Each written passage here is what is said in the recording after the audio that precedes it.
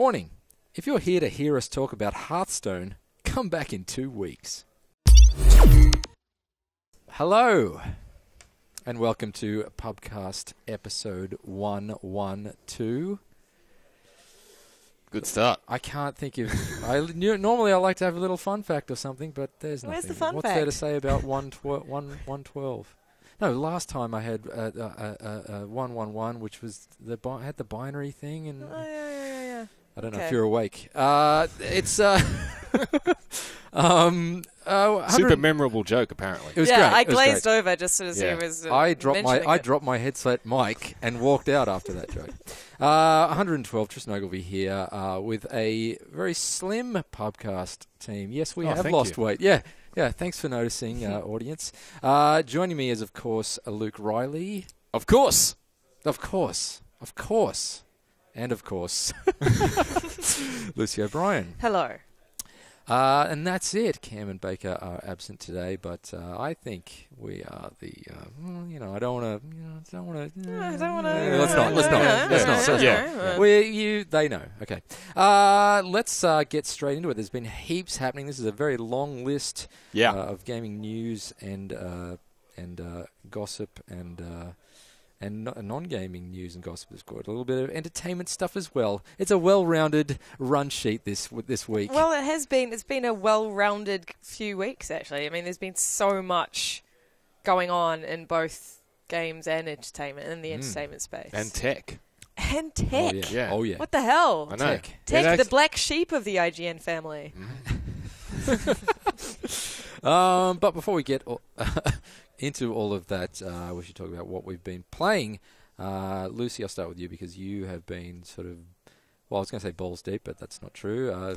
Lady balls deep in Inner reproductive organs deep. Yes, in a bunch of reviews. One of those is Resident Evil Revelations 2, which is, of course, the episodic Res Evil game that you've been reviewing every week for the past 6 months, it seems. It really feels like that. It actually really feels like that. Not because the game is bad, just because Capcom has just decided on this really extraordinary model where it's weird, isn't it? It's releasing an episode a week. Before we get in, I know you're up to the 4th episode. You're just about to review. You've reviewed the first 3. You're reviewing the final one. Yeah. So I guess it's probably difficult for you to sort of comment on the entire series as a whole. But has it made sense to be an episodic game thus far? I mean, especially when it's every week. I mean, sometimes I get a game that's not episodic and I only play it for maybe 3 hours a week. Right. It may as well be episodic. Yeah, I mean, I think it's a really odd release model. Yeah. And I'm still yet to find a sort of satisfying reason as to why it needs to be episodic. Right.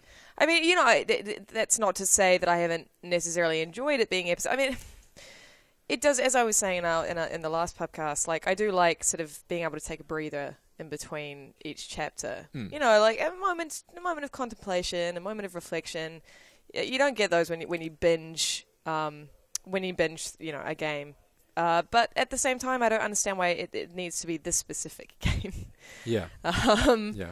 Like I totally understand, as I said, for a particularly story-driven game being broken up into episodes. But still yet to find a good reason.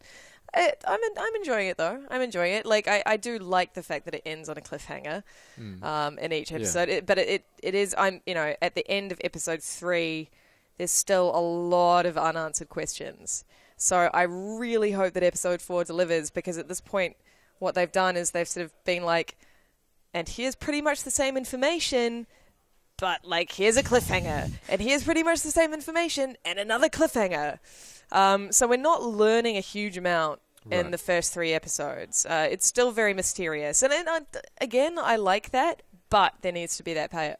So you think they've sort of left too much to do story-wise in the 4th chapter? No, not necessarily. I just think that they've either been really clever by leading up to a very clever story-heavy 4th episode, or they haven't. So we'll see. I mean, have they mentioned anything about like a season 2 of it or anything like that, or is this very much... No, I mean, yeah. Again, there is that just sort of again sort of reaffirms that this doesn't need to be a episodic release because it doesn't feel like this is a season of anything. Which I suppose with the Telltale games, it really does feel like you're playing a season. So they could have made it more like they could have made it just a game, but maybe structured like Alan Wake or something, which was episodic but not episodic. Or structure it like the original Revelations. Or like that. I mean, we're just spitballing here. There's a bunch of different angles you can take. Or at the very least, maybe, and this is coming from someone who has very little familiarity with... It's an impossible word to say. Yeah. Perhaps they should have kind of spitballed something else. Like, just what is the Revelations brand when it comes to Resident Evil, like the spin-off? Is it got that much traction where it's like, well, we should just make a sequel to Revelations, but then we'll do episodic? Maybe they should have just started... They could have brought other characters in, new one, like old ones in, but just kind of started an episodic branch of Resident Evil, and then you could do that thing where it's like, oh, are you going to make a season 2? It's like, yeah, well, maybe we will, and then you can kind of continue on, rather than you've got a complete game which existed on discs, but back on... When did the first Revelations... What console era was that? So it was 3DS, so that was 2012. Yeah, right. And then it got console ports. Yeah. It is weird making a sequel to a game that wasn't episodic. Yeah. And I mean... that is weird. Revelations on the 3DS, I believe, was possibly broken up in that way for a reason. I mean, maybe it had something to do with... it being a handheld... VRAM? I don't know. I'm not technical enough to kind of like VRAM. It would be VRAM. Yep. But I sort of kind of choose to believe that there is a reason why it was broken up into chapters in the first place. Well, yeah, I guess if it was a handheld game, a lot of those games short bursts, right? Exactly, like exactly, it's pick up and train play. rides, yeah. Yeah. Whereas it doesn't make as much sense, and it's kind of just this very odd legacy that's carried over into. But you're right. And it also would be great to see it really making its mark outside of the Resident Evil main series. Yeah. Right. Right now, I mean, as I say, like right now, I'm enjoying it, but I don't really see it justifying its existence. Yeah. Which is a terrible thing to say because I have. So you're saying it shouldn't have been made? I'm saying no. I mean, this is the thing. They're fun, entertaining games. It's just it's really hard to kind of. They're odd games. I mean, it's odd that they're structured in this way. It's odd that they kind of exist as gaps, like bridging the gap between Resident Evil 5 and 6 and 4 and 5 in the first game. It's kind of odd that they are structured in this way. But with that said, I've been enjoying them, and I'm really looking forward to seeing if episode 4 has the goods that I am after. Goods, basically. How much? I mean, all this info is out there because the games are available and you've reviewed them, but. Because I know there was kind of a ramp up in quality from the first episode to the second one. Yeah. And then a sort of a plateauing for the third one. Do they change up the sort of moment to moment gameplay at all, or is it the same? Well, they have. Yeah, the third one had more puzzles, right? Yeah, I mean they really have actually. There's been a really distinct tone. Tone's the wrong word. There's been a really distinct shift in gameplay from each episode. So the first one was kind of introductory and a little bit bland, a little bit kind of exposition heavy. The second one was hard and it was tough and it was all about swarms of enemies and trying to stay alive. Boss fight heavy. The third one is very much focused on puzzles. So death traps. Yeah, but it's odd. Again, it's just I find it really odd that it's obviously been designed with this chapter structure in mind, and the team have sort of gone, okay, and this chapter will be the puzzle chapter, even though we're in the same environment. It's like a really sort of odd way of mixing up the gameplay, but not actually changing the environment at all. So I mean, it'll be I'm not going to say it'll be interesting to see what episode 4 brings again. I'll just copy and paste that in the edit. I get the feeling that you'd trade all 4 episodes of this game for the Evil Within the Assignment, which is also of the same length as a episode of Resident Evil Revelations. Yeah. But a bit better. The quality, I mean, just the quality overall, especially in terms of level design, and environmental design, which has been my biggest criticism of Revelations, is that the environments are just so uninspired, just so bland. To the point of it's like, it's almost like a parody of how bland they are. They're just, and that sounds really harsh, it's like in the old the Flintstones when they're running and they repeat the same backgrounds. It's totally. I mean, in terms of environmental detail, it's just a concrete corridor. That's it. And environmental detail, like, basically is boxes. Is just crates. Yeah. Whereas playing like going back into the Evil Within universe, which is just so smartly designed. Like, it's just got such a Mikami and Tango Gameworks has just got such a really great eye for composition and lighting and especially. And just those weird incidental details that you see out of the corner of your eye and really unnerve you. I mean, the assignment's great. I was really, really happy with how it mixed up the gameplay from Evil Within. So it's more of a stealth game, whereas the Evil Within is much more gun heavy. But the assignment is all about stealth and trying to stay out of sight, and you don't have a weapon for 95% of the game. And that's really exciting. I mean, there are these parts in the assignment where you're in almost, near pitch black, and all you can hear are footsteps approaching you. And the humming from your 5-year-old TV. 5-year-old TV. Which would add to the kind of unnerving... I was explaining to Tristan this morning that my... Because I was playing the Evil Within on the Office TV, which is just so much better. Because my TV... I bought it in 2010, and it's had some heavy use. Uh-huh. And it started to, like, just this high-pitched kind of, like... But I think that would add to the survival horror experience of a slightly unsettling... Is that only when it's on or just like all the time? No, God no, it's only when it's on. Lucy's got tinnitus. Yeah. It's not the TV at all. She's like, why does our microwave make that whining noise? And our fridge. And the kettle. And my tram to work. Sorry, and you Lucy. guys right now. Yeah. But anyway, no, to get long story short, it's great.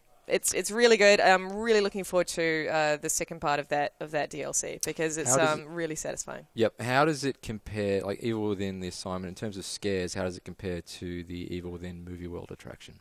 Well, that's a tough one, Tristan, because as you remember, we were all very scared during the Movie World experience. Yeah. No, I mean, like, I'm just going to ignore the first part of your... Lucy. I'm going to ignore the last part of your question, and I will answer the first. It is... But it's a very tense game. You said in the review commentary that we published earlier today, because it's a stealth game, because you're underpowered, it is a little bit more... Well, I mean... more threat, maybe? It is balanced a little bit, so... More alien isolation is what you were saying. Yeah, I mean... It is more alien isolation insofar as like you spend a lot of time just hiding and running away. But also Kidman, who is the lead character in the assignment, is a lot more capable in general than Sebastian from the Evil Within was.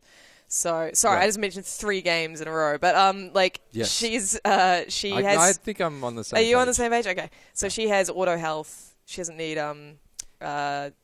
so her health recharges when you hide. That's right. That's right. And she, like, in the Evil Within, Sebastian, it was almost like a parody of how, like, he was like an old man. He ran out of breath within about 5 seconds. So Julie Kidman is, she's a lot faster, a lot more sort of agile, a lot more. Well, no, she's not agile, but she's a lot more fit, suited to the world than Sebastian was. Although controls are still a little... a little sticky. Yeah, I said agile. I was like, no, that's not right, because she's not at all. Because it's still that old school, Resident Evil control scheme. Is that by design? Is it meant to make you kind of... I believe so. Yeah. I mean, I choose to believe that. But that's been a staple of survival horror since survival horror became a thing, and Shinji Mikami his whole goal with The Evil Within has been to breathe some life back into that genre. Although, I haven't played it, but I've watched you play it and heard you speak about it. The lack of the quick turn mechanic is a bit... Yeah. Well, again, playing Resident Evil Revelations back-to-back with The Evil Within has been really interesting, because when you've got those sort of, like, awkward, lumbering, everyman characters, a quick turn is actually really... Did the quick turn... Did it come in with Resident Evil 4? Don't look at me. But you've played Resident Evil 4, right? I've watched people play Resident Evil 4. And I've looked I have a feeling it I've did. looked at it and gone, man, these controls look shit. I thought that it did. Like, I could be right. I don't want to sound like an authority on it. I'm not sure, but I feel like it did. And the fact that Mikami worked on that game, right? It's weird that he hasn't. I mean, like, anyway. To be completely honest, like, I've played through the assignment like a couple of times, and I haven't found a quick turn. There might be a way to quick turn. I just haven't discovered it. It's not baked into the control scheme. They don't give you manuals with games anymore. It's true. But it's not too much of a big deal. That's right. In the car on the way home from Target. Yeah. Or Fossies, or Fossies, depending on where you live. Well, I Brashes. think, I didn't play The Evil Within, right? But from what I've seen of you playing the assignment and your review, I think I will play that because, and as I said to you before, mainly because it's 3.5 hours long or whatever. That's right. That's the sweet spot for me. Yeah. But it just looked a lot more interesting than the gameplay appealed to me a bit more than the and it's not that kind of I'm going to cry hard levels of Alien Isolation. Exactly. So which I can't handle. It makes you feel like you've dodged a bullet, but like it's well balanced. It pulls its punches a little bit. I like that. I appreciate that, Mikami. I'll come back to you in a second, Luke. Yep. Luke, I'm just going to jump over to you because we need to talk about GTA Online, the heists specifically. Yes. Which they're out there now. We went and played them earlier, a week or so ago at Rockstar. But they're out now. I think there was a few online problems with them. Yeah, there was on the first. That have been sorted. Well, now. there was. They seem to be sorted overnight. Right. But I couldn't tell at the time because I played it because I started playing GTA Online yesterday afternoon out of the office and everything was working fine. Mm-hmm. But I was doing it by myself, so I didn't trigger any heists. Mm-hmm.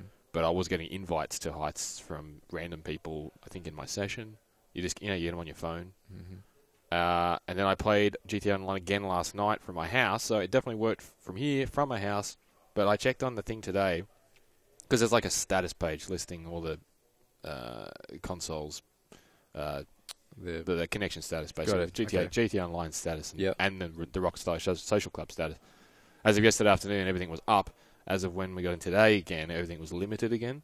So I don't know whether all of this is coinciding with kind of the US. America? The US is such a large portion of the player base. Maybe that's just overloading it. And because once I was playing it this afternoon, it's like 1 a.m. in the States. And me at home that night, it's the 0 dark 30 in the US, basically. So possibly just being overloaded with players. Yeah, I assume it's something that can get sorted out. I'm sure they will. Server infrastructure is not something I'm very familiar with, but you just need more of them. Nor am I. I don't know. I'm not even going to open my mouth. I think it's VRAM. It's VRAM. But, it's VRAM. What did you think about the heists? Let's talk about the heists themselves because you haven't played them since they've gone live, but we did play. We did play the one. Yeah, we played a full heist. Yeah, full heist. You and I and a couple of the Rockstar boys. Yep. It took 3 hours.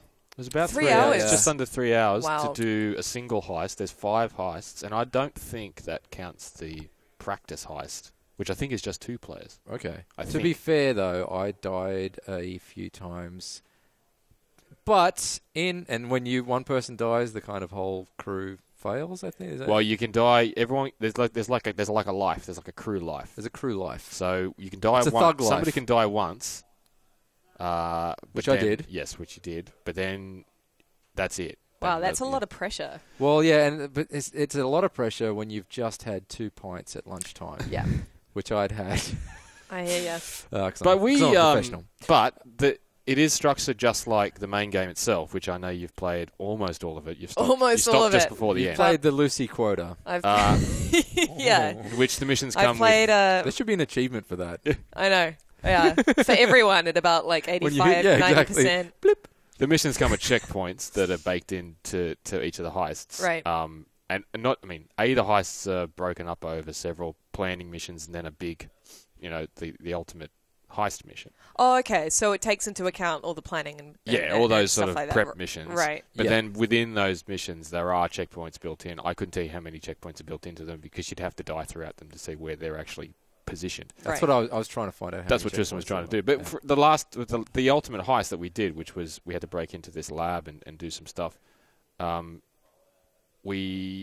Tristan and the other Rockstar guy, they were in the lab. I was in the chopper, flying the chopper, covering the heist from outside.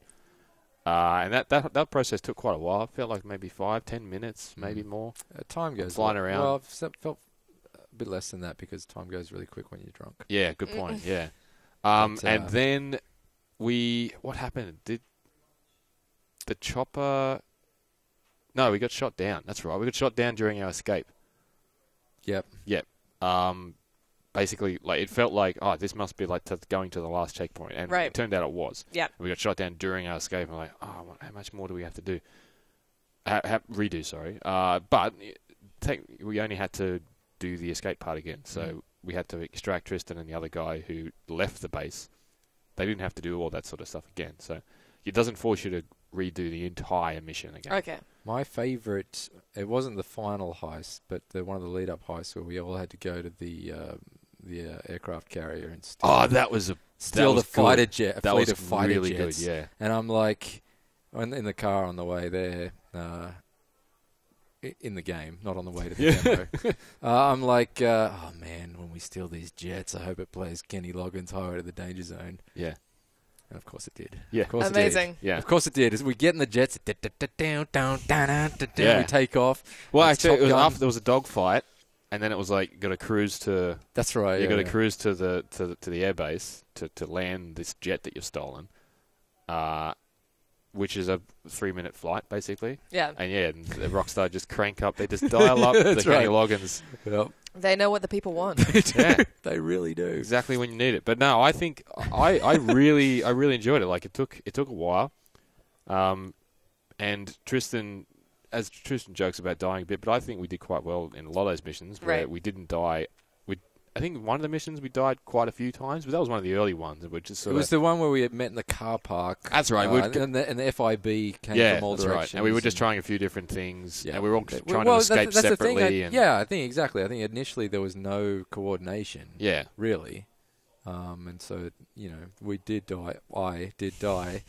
But ultimately, it's and- only a couple of minutes of firefight. Yeah, no, Yeah. totally. Yeah, it wasn't an inconvenience or anything. Thank goodness. Otherwise, I would have looked like a jerk. But we sort of learned to work together a bit, and we split up into 2 different cars, 2 people in each car, and there was a real cooperative element to it. And the thing about ducking down the car, which has been added to this gen, right, which was super useful. which as well. I had glossed over.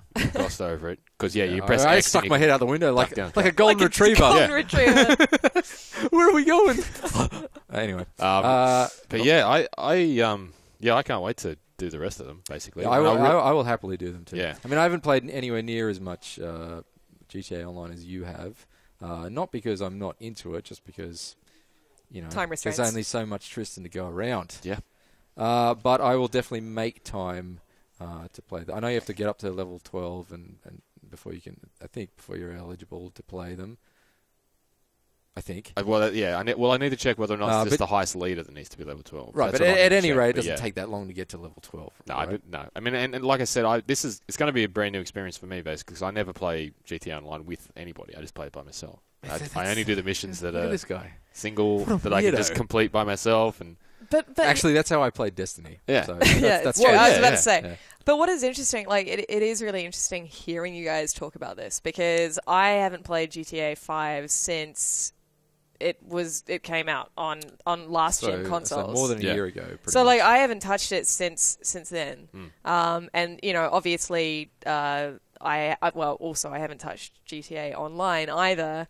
And then I haven't touched the next-gen console versions or this new heist thing. So there are so many layers now built upon that early experience that I had that it almost sounds like a completely different game. Well, Yeah. I mean, in a lot of ways it is. Like, but at its most kind of at its basest level, Yeah. it's co-op, and you know how co-op can make even like pretty bog standard games Yeah.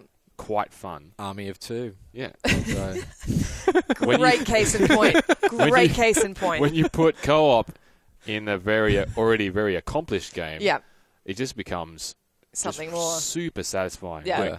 And particularly because of the way the heists have been sort of structured, and from what we understand, this has a lot to do with why they've taken so long to build.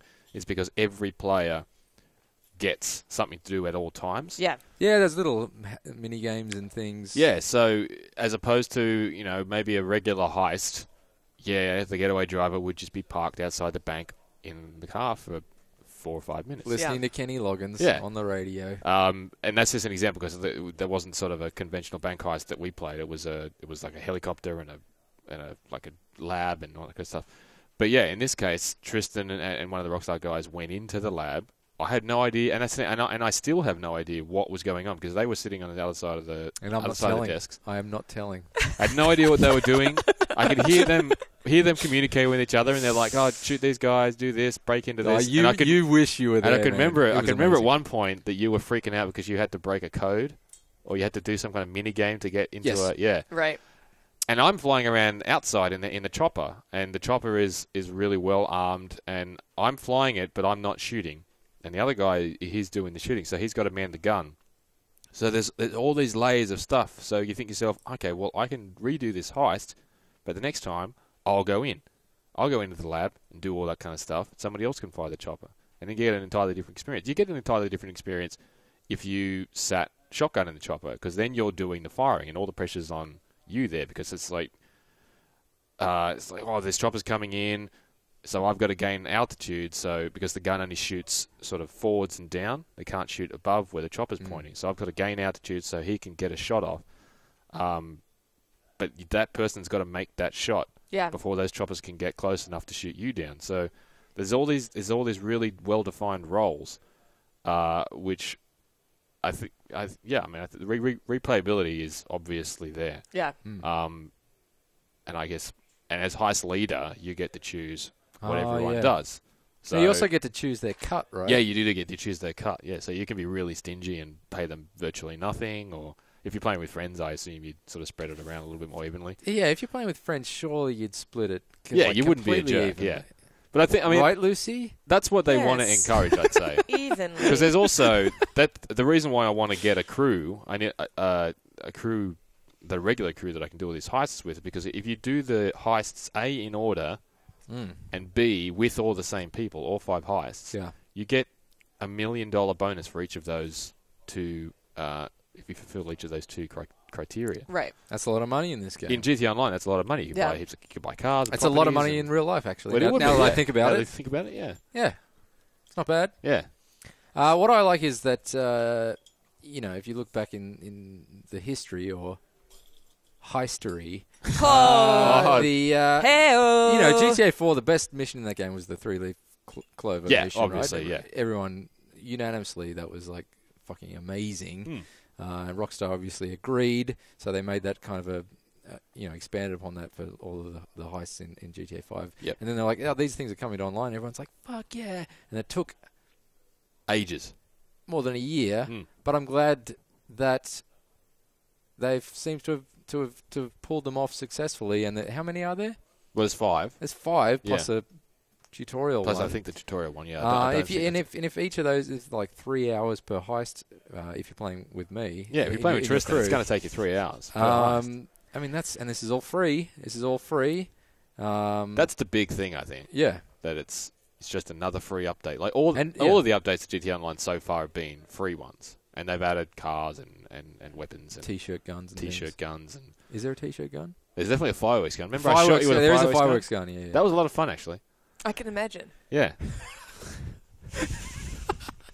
That is, but basically, that is the only competitive multiplayer that I like. When it's just the 30 seconds of dicking around between the actual heists in which we are forced to cooperate, and it's just we're just kind of waiting around for the other guy to trigger the heist because one person gets the call and sets it all up, and we're just farting around, just shooting each other with fireworks. Yeah, we knocked that ball off something. Oh, yeah, the big juice ball. The juice ball, and all of a sudden it was like the start of Raiders of the Lost Ark, and people just running away from a giant ball. That's I don't that's know what was amazing. happening. I was like 5 beers down at this point.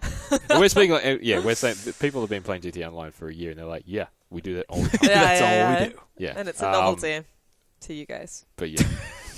Anyways, heists really, awesome. really digging it. Yeah, that sounds great. I'm gonna jump in. So I need a crew, basically. Yeah. Well, I'm in. You've got. I need a Boski, a Jim Brown, a couple of Jethros. Nice. I've still got to download I've got a code for my PS4. Yeah, PS4. Yeah. But God, that is a big download. Oh, for the full game. For the full game. Yeah. That's a hefty little number there. Just bring it into work.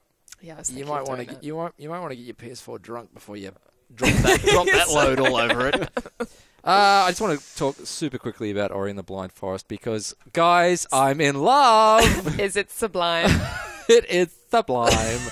No, I really love this game, Ori and the Blind Forest. A game 4 years in the making. Wow.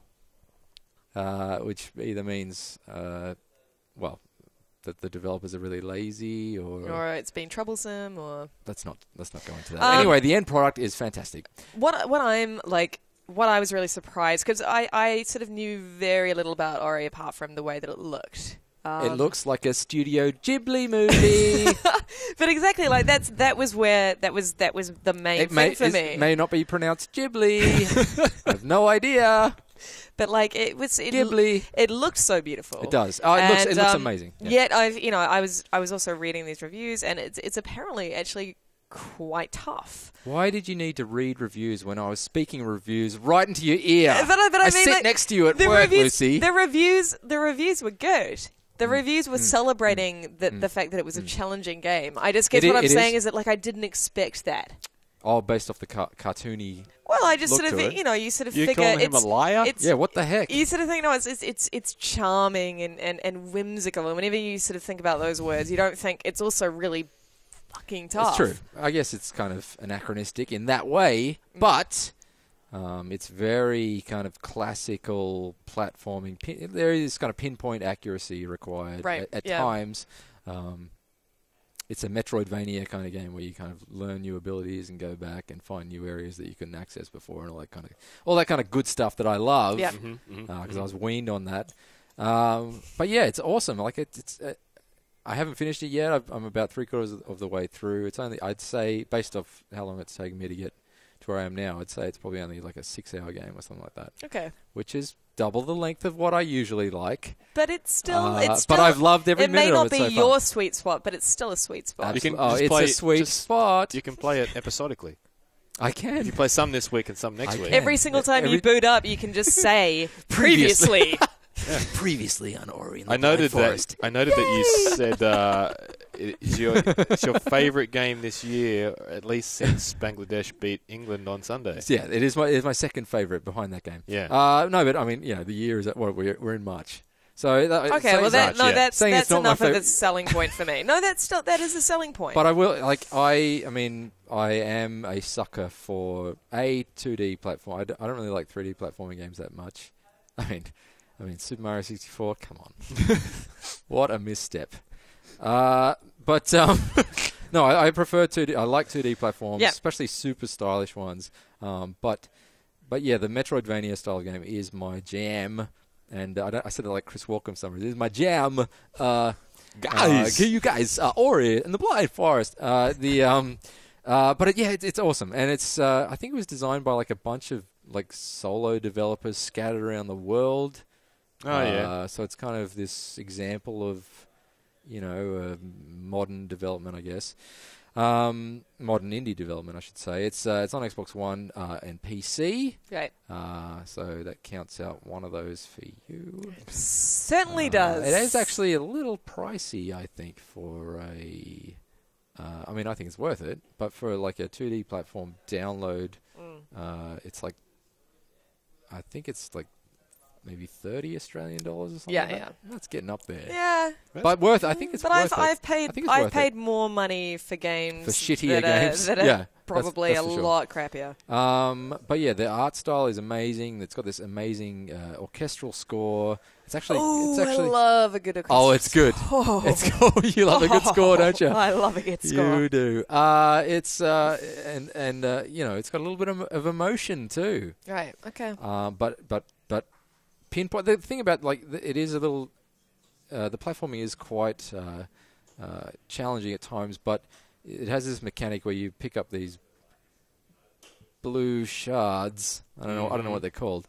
But then you can generate your own save point where you sort of respawn instantly. So it's not too bad. Like if you get to a bit, I mean, it can sort of create these instances where you've played for ages and just forgotten to save or something, and then but it's not too bad. But then you get to these moments. There's a handful of moments in the game. Well, of what I've played so far, these escape moments where you've beaten this kind of dungeon area. And, for example, the first area is in this spirit tree, because it's in a forest full of spirit trees. And you've just freed the spirit tree from the brambles. Or something. Some red spiky things. And it's not important. And then you've got to suddenly escape the tree, which is the trunk of the tree, which is filling up with water for some reason. None of it makes sense. Oh, it's a video game. But all of a sudden they disabled the ability to save, even though you've got a few blue shards in the back pocket. You can't use them, and that's when it gets really like intense platforming. So those bits are quite frustrating because you can die and have no way of like progressing unless you ace the entire thing in one fell swoop. Of course, when you do it, it's awesome. Like you feel amazing. Yeah, I mean, but that we're seeing a sort of re-emergence of that kind of gaming. It's quite old school for sure. Yeah. I mean, I'm thinking of like Spelunky and those kind of roguelike games. Definitely not as hard as Spelunky. But God damn you, Spelunky! It's awesome. I really enjoy it. I don't know why I'm just dropping Oprah inflections. Luce, I want to come back to you. Speaking of hard games, you just played Bloodborne again. Yes. At PlayStation Australia's Sydney office. That's irrelevant. You don't need to know that, listeners. Is irrelevant. But that's where you played it just a couple of days ago. Your thoughts? Oh, well, just very, very briefly. I totally love everything about Bloodborne. That I've seen and that I've played so far. It is cripplingly hard. Is it not... I mean, I don't know too much about it, but is it not easier than Dark Souls / Demon Souls / the Collective Soul, the bands? I don't know. I mean, I thought maybe I made that up. I don't know. Again, that's really hard to say from the brief. I mean, I played about 20 minutes. In this demo, which is one. It's basically the beginning of the game. Well, it's the beginning of the game. Right. First 20 minutes, did you say? The first 20 minutes. Yep. So it's kind of hard to tell exactly how it differs significantly in that regard from the Souls games. Well, but 15 minutes of that was cutscene. Well, but the Souls games, you could avoid enemies like that. That's one. You could actually sort of go, all right, there's a bunch of enemies over there that I don't want to encounter. Got it. So I'm just going to avoid them. Yep. With Bloodborne, thus far, again, like I can't speak for the entire game, but thus far it really seems like you can't avoid them. Well, certainly in the first 20 minutes, like it's just an onslaught.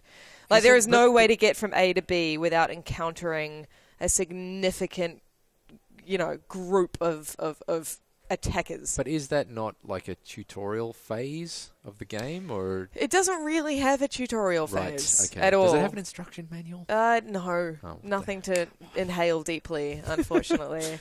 So it just drops you straight into the thick of it. I mean, it really does. There's a little sort of, I wish I could remember the name of it, but there is a little sort of safe haven that you can go to, where you get very basic instructions. But I'm talking like the most basic of the basic, like hold circle to run and that sort of thing. Like, there's no real hints and tips kind of thing. It's very, very, very basic. But I mean, I love it. I love it. I love everything about it. I love that it is. I love the aesthetic. I love the. So yeah, well, that's what I'm interested in. Graphically, it's amazing. It is beautiful. I mean, it's just got this really sort of. It's that weird, Victorian, but like Victorian horror times 1,000. Like it is totally excessive. I mean, they've taken sort of familiar. Scenery, familiar tropes from that era, and just thrown it and just seen where it lands. Like there are sort of carriages that are upside down and I don't know, like just it sounds is, a little bit better than The Order 1886. Well, I never played The Order 1886, but it is just it's gorgeous. It's gorgeous. The costumes are gorgeous. The sort of the atmosphere, the sky, the dark kind of oppressive London. It's not London, but it is very closely modelled on the old timey London. Nether London? Yeah, Nether London, exactly. Yeah. And it's gorgeous, and yeah, it is really hard. It's really hard, but in that, so in like 20 minutes, how many times did you die? I died a lot. I did not get how many. Well, I don't. I mean, to be fair, the demo was a little. Was it Tristan the playing demo GTA was a little Online, gimped. kind of? There were some issues with the demo at the beginning, Oh, so okay. there were some you don't have deaths. to bring that up. There were some deaths that were not out of your hands. Out of my hands, exactly. Okay.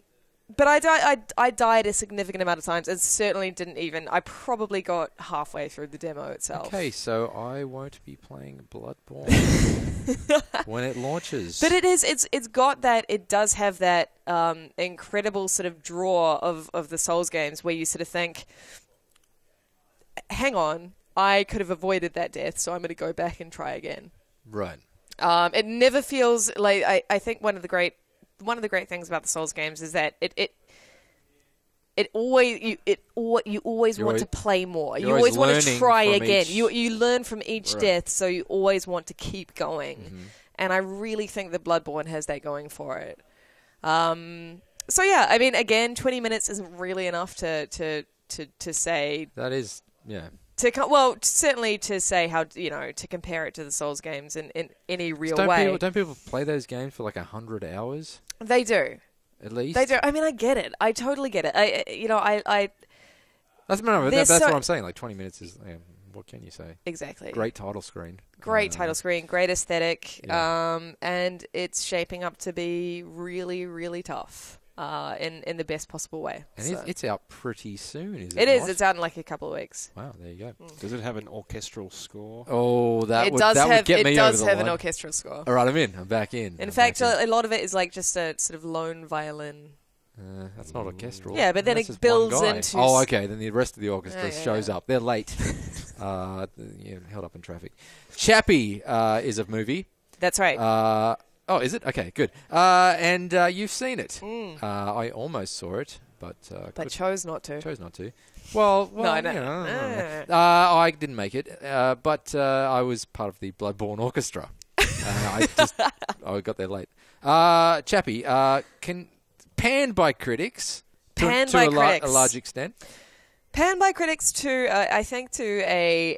Well, anyone who's listening, it's from Neil Blomkamp. Yeah, I mean, again, there's lots of news, and we're running out. I don't want to get too sort of deeply into it, but I will say that Chappie is a fun but extraordinarily dumb and made about 20 years too late. 80s kids film. That's how I feel. 80s kids film with a lot of violence and swearing and die and wood. I mean, it doesn't sound that bad. See, I love 80s kids films. Well, me, okay. and I love would've- violence. And I love swearing. Love it. Okay, Love it. tick. Yeah. Diane Wood, I don't dislike them. I don't really know their music that well. Well, you will after you've seen Chappie, Is because there- their music is just constant. It's There's constant. no orchestral soundtrack? There is. Well, it's a sort of electronic. Is there no orchestral soundtrack? I don't know why I said it like that. It's in keeping with my Oprah persona. Okay. It's basically the way that I described it. Where's the butt, Lucy?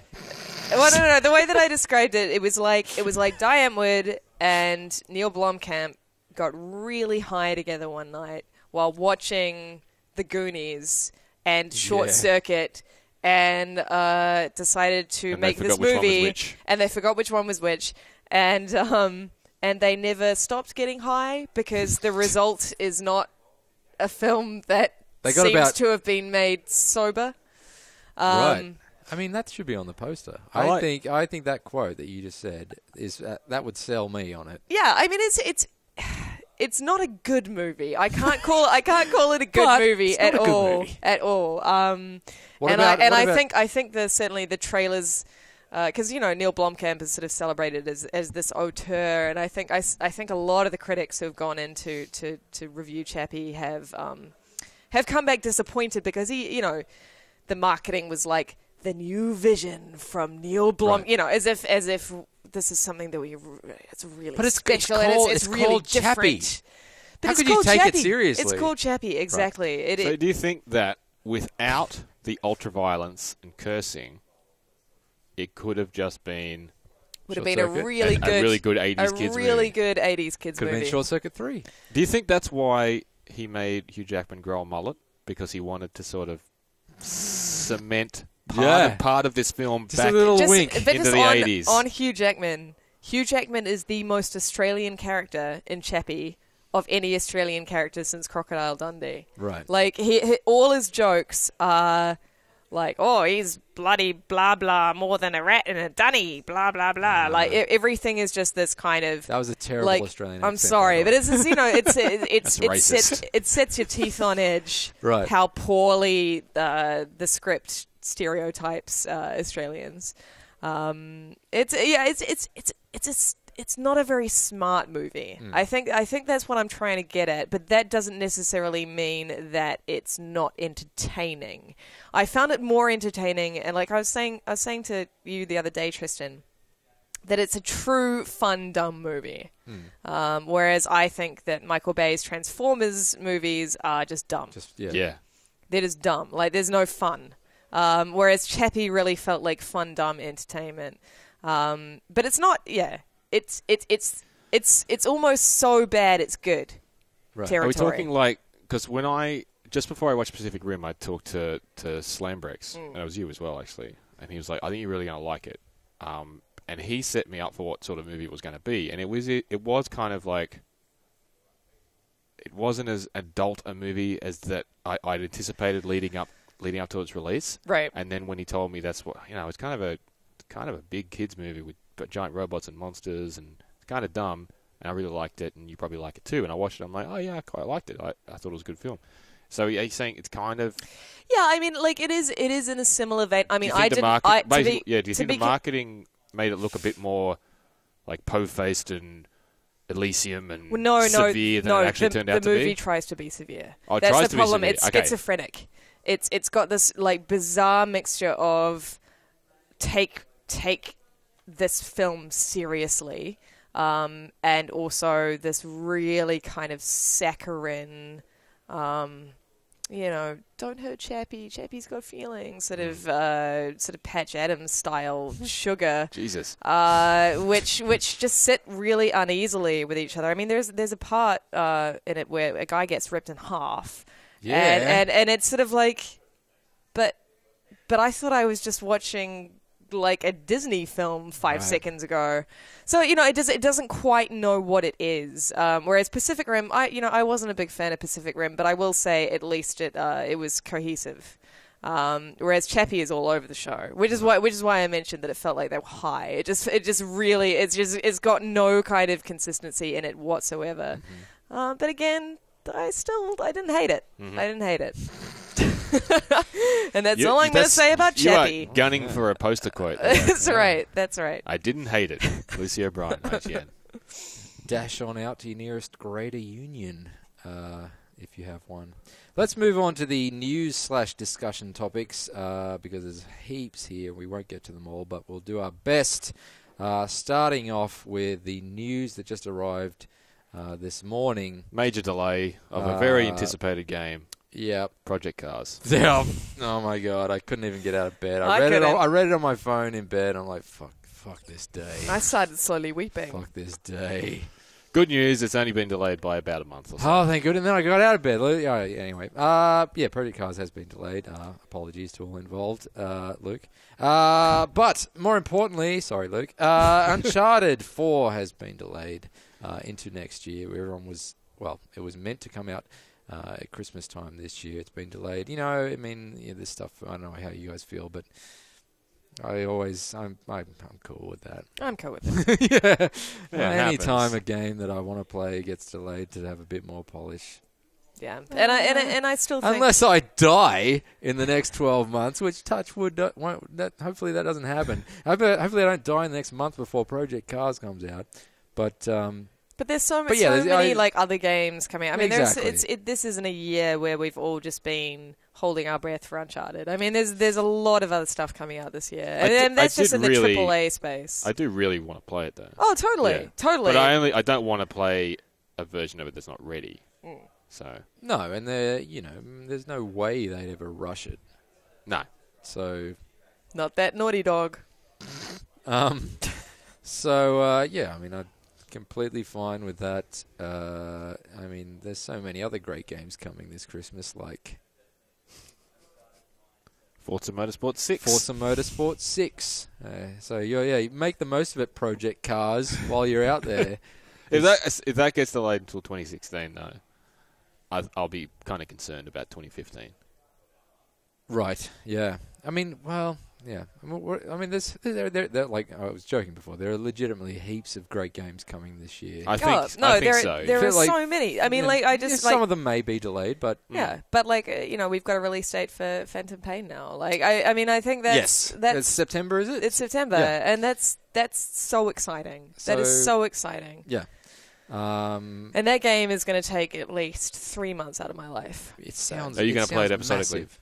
I will play it episodically. Okay. Yes, all right. I will. That's how I am intending to play every game from now on. Previously on Lucy's TV. Once a week. Now Lucy's TV continues. Any TV makers watching, send Lucy a TV. Please do. We may as well start begging for stuff. Yeah, we're at that point in our lives. We trust that Naughty Dog know what they're doing, and we'll get Uncharted 4 polished up and amaze balls. I will never say that word again. Please don't. By next year. Let's move on to other games that are awesome, potentially. Rock Band 4, which has been confirmed. So excited about that. Can I ask you... we'll yes, you may. Talk about it at length. I read a quote that they were saying it's like the most... They've got the leanest budget they've ever had, or something like that. I did read that. Yeah, the leanest budget they've ever had, but they feel like it's enough to get some good tunes. Good tunes. So are they? But they are. So how does it work? Like, it's going to work with existing instruments or not? Okay, from what they've said, because I still got a bunch. Yeah, from what they've said, there's going to be new instruments, and they're going to be pretty much just the same as the old ones. Same buttons. They're not going to have any fancy new functionality. Same Fender sponsorship. I'm not sure. I think so. Yeah? I don't know. They're not going to be... Well, they can't make them Strats. Well, I suppose they could. Yeah. No one's going to sue them. They're not going to have any sort of fandangle things on them that means that people playing the new instruments have a different experience than people playing the old ones. Yeah. The old ones aren't sort of automatically compatible. That's not something they can just click their fingers and say, bam, it's compatible. Because it's different wireless tech or something? Well, yeah, because everything's sort of switched over. It's for the exact same reason why you can't just plug in your DualShock 3 or whatever. Old controllers. Yeah, big Kabbalah Hunter. Yeah, big Kabbalah's Dangerous Hunts. It's not big Kabbalah. Kabbalah's big. Kabbalah's got something big. Same reason that you can't just plug in old peripherals or your Super into Scope the new, from Super into Nintendo. the new consoles. So they have to work on adapters for that, Right. which they're doing. Right. So hopefully they'll be able to work something out there because yes, I still have a bunch of instruments. I kind of would want a new drum set. Me too. Yeah. Well, I have for a long time actually. Yeah. Even before, like I kept beating my drum kit into my lounge room floor. Yeah. Yeah, and I definitely would like a replacement for that. Hopefully they're not. Harmonix, if you're watching, Yeah. I would like a replacement for. Sorry, Two. to make it two. Hopefully they're Cheaper not shipping that $1 way. billion because the Rock Band 3 instruments were a little exy when they came out here. Yeah, for sure. but I like that. there's- Actually, I don't know if you saw it, but in the IGN.com news I story know that website. about the game, there were some images of. I don't know if they were like finished instruments or kind of like prototypical ones. But And they were like coloured and stuff. yeah, they were coloured, and Yeah. the kick drum, the kick pedal for the drum set had like a steel. It looked like a more deluxe version of, unless it was just like silver plastic. They improved the drum pedal a lot actually Right. from Rock Band because like we still have the Rock Band 1 drum sets. Yes. So that improved and That we bought in Las Vegas or something. That was a long time ago. No, we bought. Oh no, we bought No, it in we San bought it Fran. online. Oh, I don't know. God, we were so young then. What did we Rock buy in Band, Vegas? the original one. Oh, I bought another guitar when I was in Vegas. Actually, I did too. Yeah. Yeah. Okay. All Yeah, right. yeah, No yeah. one's interested. What's the? But yes. there's so much good news about this game. Like it's so Harmonix is obviously because they put out a big survey a few months Remember back. that wild time when we went to Vegas and bought plastic instruments? Sorry. Wrapped them up in plastic. God, what happens in Vegas stays in Vegas. Yeah, you boys really went wild. Yeah. Sorry. Came home. Look what I got, honey. You're like, don't you already have one of those? But now we have two. Yeah. Anyways. What was I saying? But.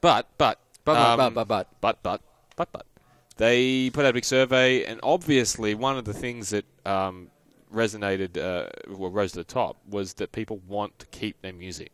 And that's something that Harmonix always championed, was that Rock Band was a platform. And they added music to it, but it was always a platform, which was why the music was cross-compatible across all the games, up until Rock Band 3, when they had started adding the pro tracks. So then you started buying content that you couldn't play on Rock Band 1 and 2. Yep.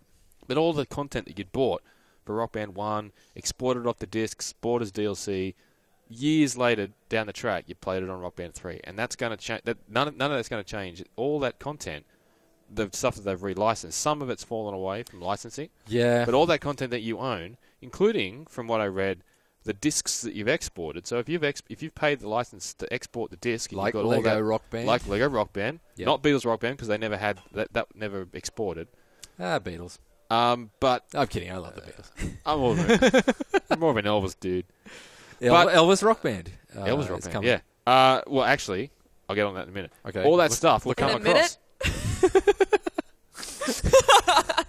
I'm sorry. I love Rock Band. All that stuff will come across. So all those people who have spent a great deal of money and they have hundreds of tracks, like myself. I know you've got a bunch I of got tracks. a few. Yeah, of course. Will come across. So That is you're going to awesome. buy this game. They could Rock have Band easily 4. milked us for an import.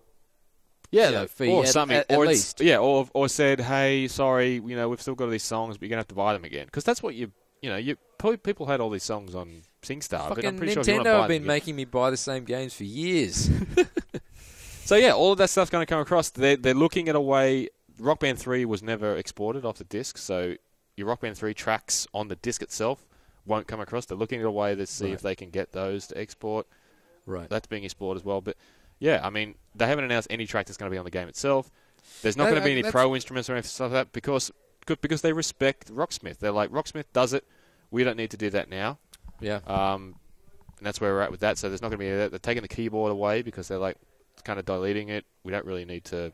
Oh, I was shit at it anyway. Yeah. But man, it's going to be so good. Are there a bunch of art? Because the previous incarnation of Rock Band was when it came to DLC. Pretty comprehensive. Are there a lot of like songs that aren't already out there that you like? If this is a new game that's launching, Well, I mean, apart from Elvis, I think. Well, actually, that reminds me. Otherwise, we'll move on. Led Zeppelin. And Led Zeppelin, yeah. Before we do move on, Rock Band 4 will be, unlike last generation, will be the Rock Band game for this generation. Yeah, so I did read that. Yeah, so there won't be an Elvis Rock Band. There won't be a Rock Band 5. Yep. It'll be Rock Band 4, and they'll just add to it, update it, etc., etc. Which makes sense. I mean, yeah. As for what they could put on the disc with Rock Band 4, I mean, you could talk for hours about the music that could go on there. There's lots of high-profile stuff that... I think they could just copy and paste Guitar Hero Van Halen right onto there. Just straight across. Straight across. But, I mean, Led Zeppelin, it's a... Because they got AC/DC, right? I mean, yeah, they got AC/DC. They had to do a game, though. I don't know whether that was probably tied right. into Yeah, it. that's right. But I feel like Led Zeppelin can be got now. Ever since we saw that Destiny trailer, which had a Led Zeppelin song in it, now that was a commercial for a space video game. Excuse me. Bless you. That Activision could afford to pay Led Zeppelin to music, and they're like notoriously against licensing their music out for any reasons, let alone commercials. Like, it was a big deal that Jack Black got Immigrant Song for School of Rock. Yeah, yeah. Because they don't do it. Yeah. Maybe they're just not Jack Black fans. Well, maybe not. Not everyone is. I mean, but they're happy to hand it over to Activision for their space video game, which for has very $1 billion. Yeah, well, probably. But I feel like that's the obvious choice, and that's the one everyone's going to be talking about. Do you guys? Yeah. Do you guys? Yeah, I mean, there's hundreds of songs that they could add to Rock Band still. Do you guys feel like the time is right? It's right for me. For another rock band? Selfishly speaking, I'm psyched, and I hope they don't take a bath on it. I mean, there's a lot of innuendo flying around about Guitar Hero as well. It seems like the music game thing is about to like reemerge. Are you up for well, I it? mean, you know, we had this conversation, I think, in the last podcast where we were... because the Guitar Hero rumors started coming out that's last right. time. Yeah, and I was sort of saying that I feel like the days of the plastic peripheral are over. But that said, I'm still all about the Kinect. I'm still really psyched for Rock Band 4. I just won't be able to play it because I am now living in a very small apartment, so I'm just going to have to come over to your guys' houses. Yeah, or just in the office. I live so far away from you, though. I think we'll just play it in the office. Play it in the office, yeah. In the office. That is a must. We must set that up in the office. Let's move on. But I personally am excited for Rock Band coming back. Move on just quickly to the Apple Watch. Bleh. You're going to get one, aren't you? No. Are you joking about that? I was joking about that. You sounded so earnest. You're like, I'm going to get one. Look, you've known me for a number of years now. Most of what I say is a joke. But I'm not going to get one. But it's funny, like, I used to wear, I say this as I was like ages ago, like a few months ago, I was wearing my Pebble watch. Well, exactly, the Tristan Ogilvie. Which I got given for free. I want to point that out. What happened to your Pebs? Well, that's the thing. I wore it. It was a gift. I wore it for maybe 6 months or so, I think. And then I went on Christmas. We went on a Christmas break. Went on holidays. Yeah. You don't wear a fucking watch on holidays, right? No. You grow a beard. You don't wear pants.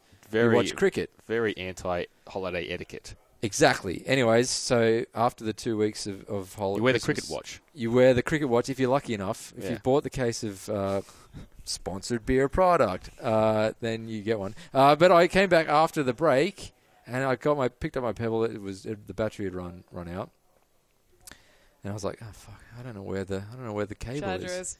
Yeah, I don't know where the charge cable is. Yeah, fuck it. And anyways, it's March now, and I haven't worn it since. But that's what I'm getting at with the. I mean, Apple have a knack for making you want things that you don't really want. They do. They and absolutely do. that's not a secret. I mean, like, when the iPad came out, everyone was like, it's just a big phone that you can't make. It's a big iPhone you can't make phone calls with. But fucking iPad is so big now. It's synonymous with. I mean. It's like tablets are called iPads. No one really knows what the other tablets are. Yeah. Because they're shit. But I'm not going to get an Apple Watch because it's just one more thing to charge. One more thing to think charge, about. and also it's hugely expensive. Like, it's Well, it isn't. I mean, it is. But in the entry one's only like, for us, it's like 500 Australian. That's so much money. That's though. so much money. But it's no, a watch. But I that's mean, so, watches, no, but that's so much fashion money. watches and things. That is so much money for a watch that essentially just does what your phone does. Well, but But that's the thing. Phones do everything that watches do already. Yeah. So I can't. I mean, yeah. But that's what I'm saying. Like, I don't really understand. My already phone, killed the my watch. watch is telling me that my phone is ringing. yeah. But So I can feel my phone. It's in my pants. I hear what you're saying, but I think it does different things for different people because if I'm a jogger or something and it has my fucking heartbeat and the steps I've taken and stuff like that, that would be valuable. Okay. But I play video games. But give me another example beyond that. Well, I haven't done that much research. But what I'm saying is that it's got a lot of applications. I think Beyond actually being physically on your wrist, because that argument sort of suggests it all comes down to this is your pulse and this is your heartbeat. Because I find one of the things that they showed that was actually really creepy is send your loved one your That is heartbeat. creepy. I That mean, is like, creepy. I don't know. Like, I'd rather that's send them like a severed animal's head. I mean, but that seems. Happy Valentine's Day.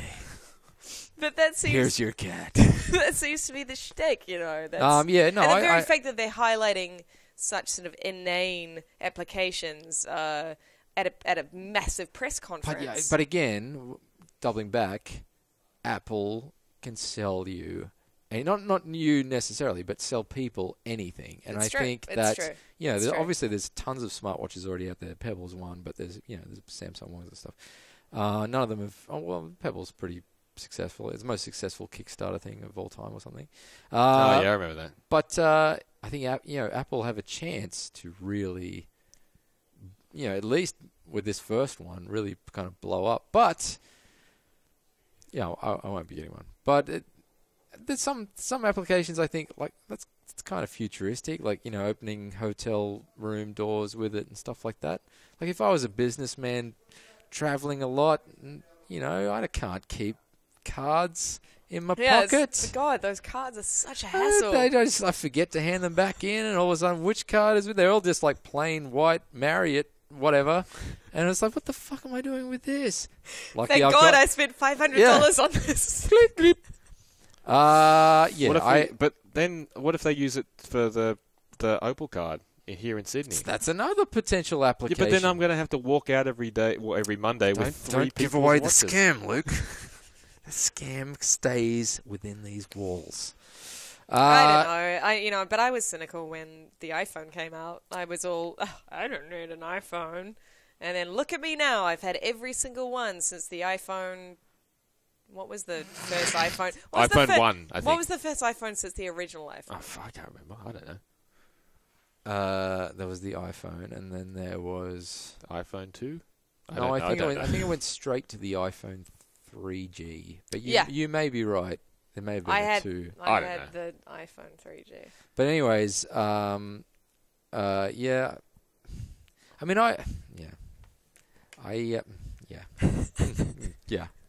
well, I think I don't want to be like crass, but I feel like, and I may have said this before, but I feel like Apple kind of died with Steve Jobs. I feel like they don't really That's have not this. crass. That's morbid. Morbid, sorry. I don't feel like they have the same. Like he was such an amazing kind of evangelist and marketer, and I don't think Tim Cook or whoever Tim Cook. I don't think it has the same.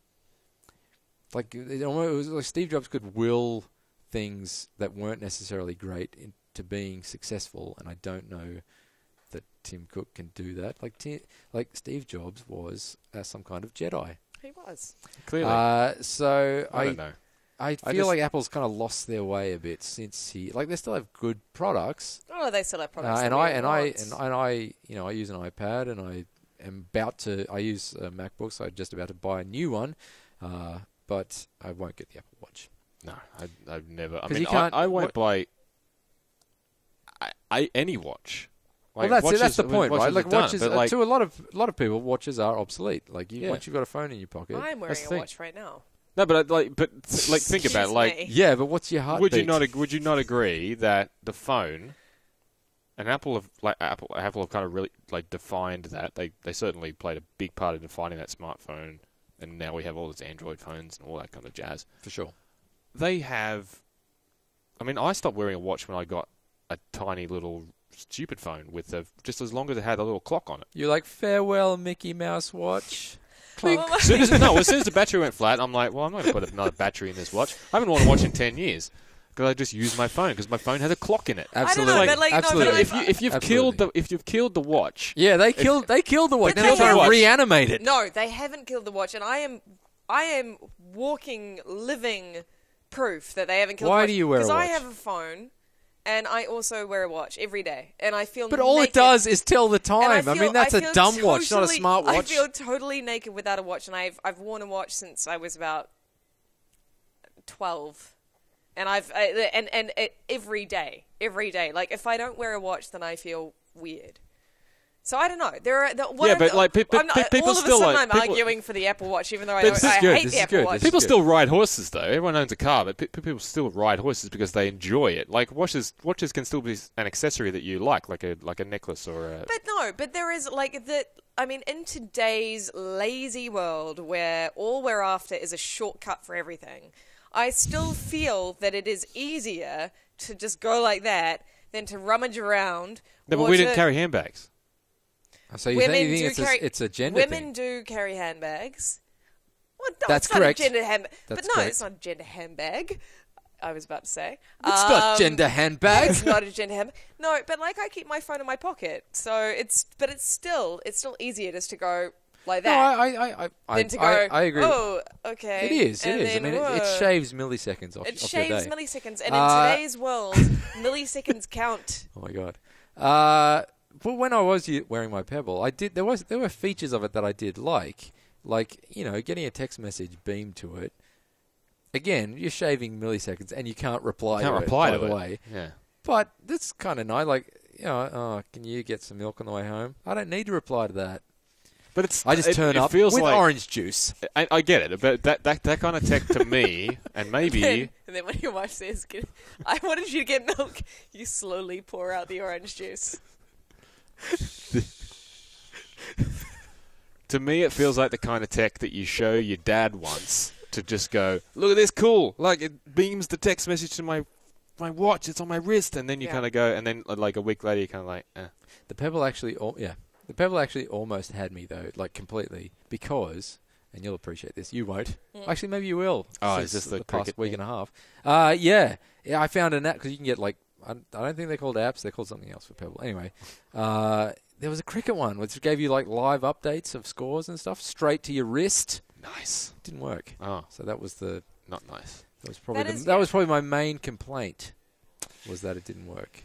There you go, Pebble. All right, let's Your move on, move, let's Apple move Watch. on. Let's move on. We'll skip that because that sounds boring. Yep. Skip that. Boring. Skip that. I think this is funny though. Oh, the Titanfall? Yeah. Titanfall, which has been out for about a year or so now. Yeah.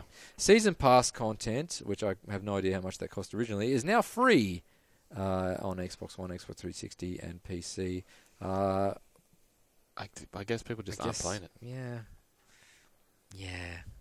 Yeah. I guess they're not. When I said funny, I didn't mean funny ha-ha. I meant funny as in, there you go. I mean, That's it's a thing. kind of... Poor old Titanfall.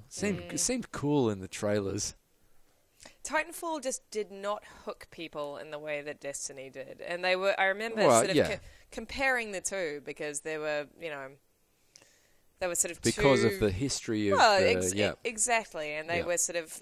It almost felt like they were running a very similar race, and Destiny just. Woo. The content for Destiny, right? The raids and stuff they've added, are they free? No, they're not free. Well, I mean, there was a raid. There was a raid in the original game. Yeah, but then they've sold. I can't remember what they're called, but there was the Queen's birthday. It's not called that, but there's something like that. And that brings its own. That brings its own. That brings its own. It brings its own raid and things like that. So yeah, that additional stuff that's not in the original game, you pay for. Oh, you pay for it. There's no free. No, there's no free. As far as I know, there's no free content updates for that. Yeah. I mean, it's easy. It's easy to do this. I feel, or easier to do this when you're in a position like Rockstar, and they've sold 300 billion copies. Sold everything that they Yeah. have. They can't make enough discs. Yeah. And they've made tens of billions of dollars. Probably. From a game. So that affords you a certain luxury, and you can keep augmenting it with free content, which keeps your player base really psyched. It makes your base game an even more attractive proposition every time you add something to it. I get it, but I get there, and I get not everyone sells as many copies of a game as they do, but there are indie publishers like the guys who make Goat Simulator released all their content for Goat Simulator for free also, because it just makes their game better. So it makes more people buy their game, and they get free stuff when they buy it. Yeah, it's goodwill. So I don't know. I think maybe this is a good lesson for them. They're like, all right, well, we didn't sell that many copies of the season pass.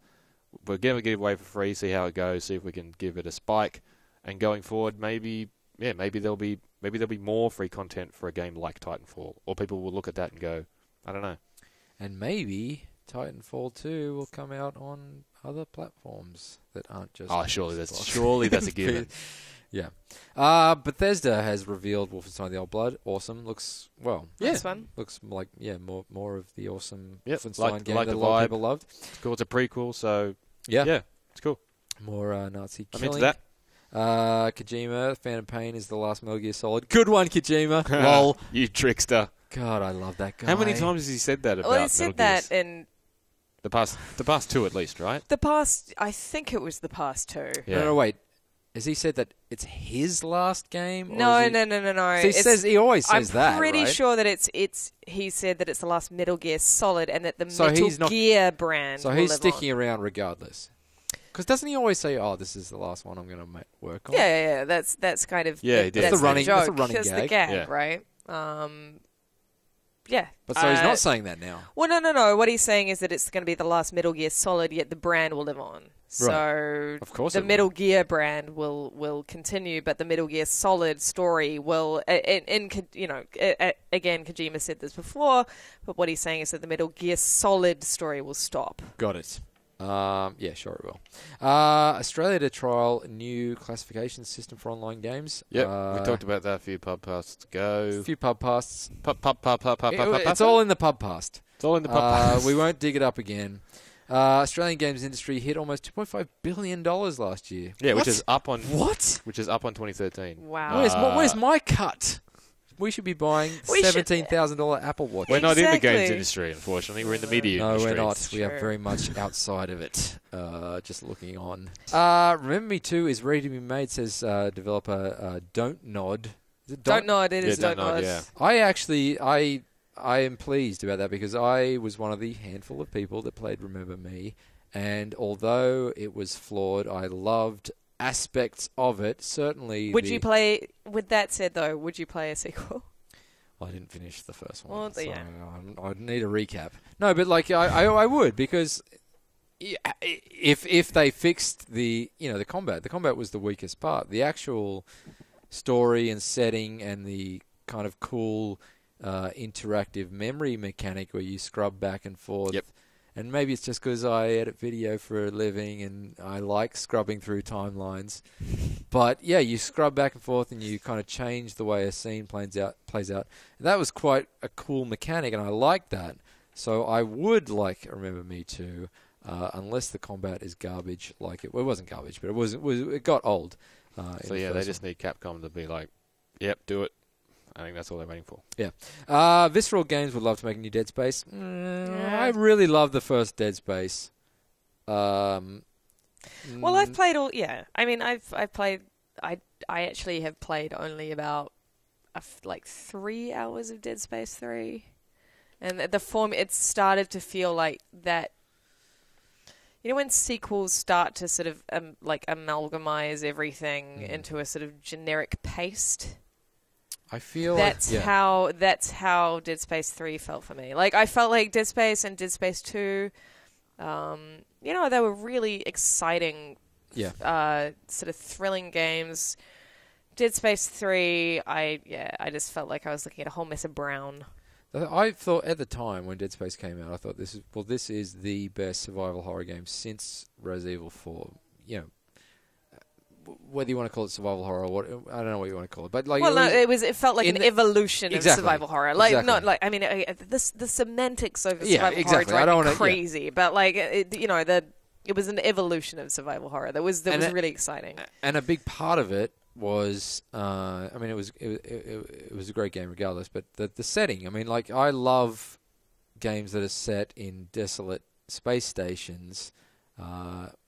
Alien Isolation has obviously done that more recently, so I would like another Dead Space game purely because I want more games set in, Can I just darkened say, space like, stations. I know that I know that I've gone over this a million times, but my God, I still think about Alien Isolation on a regular basis. Like, that game has stuck in my mind since I played it. Like, and I played it through last year. But do you think that you'll ever finish it? That's a very good question. Got about 5% left to go. That's the achievement unlocked. But it is such like, it is just the atmosphere in that game is just something that I've never actually, like, in terms of the way that the Creative Assembly captured the atmosphere of the films. And that's not on this list, but I think I read something that where Creative Assembly were hiring. They're hiring, but for an unspecified, of course, game Alien project. Isolation 2. I What else? really Surely they're not going to go back to fucking RTSs or whatever. I mean, God, yeah, it's not going to be Total War. They put in the job listing that it's going to be like a big AAA. It has. I mean, Isolation sold 1 million copies at least. Yeah, it did well. Yeah. It did well. It did well for Sega. Like, I really hope that there was enough faith, despite the occasional, despite the fact that it divided critics and what have you. You're saying that the IGN review wasn't that good. No, I'm not saying that. I'm just saying that I mean, the review itself was fine, but the score wasn't Well, favorable. I'm just saying exactly. Yeah. The score wasn't favorable. And, totally fair enough. I totally understand. I just think it was awesome, and a lot of people did. And I really hope to see a sequel. And I also think that the Creative Assembly have got a really good sense now of, because of these criticisms, of what they could improve on for a sequel. Yeah. So if they did make a sequel, it would make me a very happy girl. If they had memory sequences that you could scrub through a timeline, I'd be all over that. But yeah. Let's move on to a heap of dicks hidden in State of Decay. State of Decay is the zombie game. Yeah, it was an XBLA. It's kind of an open world zombie game. Where are the dicks exactly? I thought this was a funny story. They were chatting about it. I think it was some kind of round table, and they were chatting about it. And they when they cranked up the resolution, because the dicks were hidden in the normal game at 720p or whatever, but when they cranked it up, they noticed that one of their art contractors, had hidden all of these images of dicks. Oh, so they're just going to blame it on a contractor. Definitely wasn't. No, they have blamed it on a contractor. into the art, into the certain textures in the sky, possibly. I'm not. Oh, there's a cock in the sky, but dicks everywhere. Just dicks everywhere. Apparently. So wait, but then they've taken the dicks away. Since the dicks don't exist in the game as it exists, available now to consumers. So there's no dicks in there for consumers. Right. So how did this come into the public? They just wanted to talk about it. They just wanted to. They brought it up. Yeah, they wanted to release the dick information. just as a humorous anecdote. So they're still there. They're just in low res. Or No, they're not there anymore. They're gone. They're gone. Oh. The dicks are. Thanks to modern technology, they could actually take them out. Yeah. Remove dicks. Let's move on to entertainment news. Yes. Because well, firstly, I just gotta say that I'm so glad that Harrison Ford isn't dead. Yes. I think I speak for everyone. Well, I think there was this awful moment that all of us during that when it was announced that when it was revealed that he had crashed his plane and was in a severely. I mean, the wording around it was really... Well, it's a critical condition, right? Yeah. It was in critical condition. Isn't that what I was saying? That's what... I think it was Variety, and there were a few other... But no, but his sort of... His condition... Well, went from okay to terrible to Yeah. okay again. And Yeah. I think when it suddenly dipped into terrible, there was a moment where we all collectively thought, "Oh my god!" Yeah. But no. yeah, no, Yeah, this can't happen. I completely agree with you. But the worst was during that time, there was already people on sort of social media and stuff making these really lame jokes, like, "Oh, guess he shouldn't have gone for his Kessel Run record," or blah blah blah. Yeah. It's like, really? We don't even know. He might be dead in a couple of hours. You Yeah. cunt. It's just totally. I make poor taste jokes all the time, but at least wait till they're dead before you make them. It's true. It's true. Or, Well, I mean, give it a couple of days. not to necessarily defend. Well, I mean, just the first we heard of that was that he walks away unscathed. That's so true. I think that It didn't seem- everyone was sort of like, "Oh, of course he does, because he's the man." And- so I'm going to make a joke about it. You're right, But and then- also he had crashed before. Yeah, he's couple crashed of his times plane before. Okay. Yeah. But yeah. Okay. No. I get it. Okay, I get it. okay. I get it. Anyway, he's going to be fine, I think. Yes. Hopefully. Fly, yes. Land, no. I have no idea what this means. Wait, his and hers Ghostbuster movies? Are they making a different Ghostbuster movie? Yes. Oh, Tristan, where have you been? I don't use the internet. It's not on my non-existent Apple Watch. So it was announced recently that Sony would also be making a all-male reboot. Wait, so who's making the female one? Is that not Sony? Sony. No, it's Sony. Oh, it's it's Ivan, Sony. still, It's Sony Ivan as well. Reitman It's still is Sony. Still, yeah. Oh, now I get Luke's intro sketch. Yeah. Oh, you didn't get it. No, I still thought it was funny. You Well, that's laughed. good. He still laughed. It transcended, intelligence. It transcended the current news. No, but I had no idea that what. So what? What's the plan? This will follow. Well, the plan next is one? they shoot Paul Feig's. Is this a reaction to the Next. backlash? Well, Sony have come out and said, there was an announcement via Deadline, right? So it wasn't. There hasn't been like an official press release. It was dropped via Deadline. Deadline had the exclusive, Right. and basically announced that there's been this plan in the works for a wee while that there would be a Ghostbusters sort of universe, like that horrible U word that makes me feel sick to my stomach when it comes to like Anything other than Marvel. yeah, exactly. And Or the actual universe. and so therefore after Feig's Ghostbusters, there would be You can call him Paul. an all male Ghostbusters, probably sort of headed up. And who's directing that? It'll be Zack the Snyder. Russo, The Russo brothers. So The guys who the Captain America Winter Soldier, directors. Okay. and they used to direct Community. Yeah. Oh, It's, the off season. Hey, speaking of that, and Channing Tatum would be sort of a driving force, I think. he'd be Slimer. Well, he's going to be one of the. I'll hit Ghostbusters. pause on you for a second. Yeah. I just watched Harmontown on Netflix the other day. Okay, I haven't seen that. It's on Netflix. Yeah. Anyone who has it, it's very good. It's about a tortured white male genius. Oh, So my you wouldn't- favorite! you I wouldn't- love yeah, those you- kinds of stories maybe, because put they're so. put it on the must-watch list. I or will. whatever it's I called. will. I'll add it. It's really good. Anyway, sorry. Back to the Ghostbusters thing. So it's directed by these guys that made a season of Community and Captain America, Captain Winter America, Soldier. Winter Soldier, which was great. I mean, Very like, good, yeah, yeah. but more importantly, headed up by Ivan Reitman and Dan Still, yeah. Aykroyd. Ivan Reitman is a genius. Well, no, I mean Ivan Reitman and Dan Aykroyd. Paul Feig's thing is kind of his own thing. They're sort of, and this is where it's getting really confusing. this is where I get a little bit testy, I guess the word is, because only men have testes.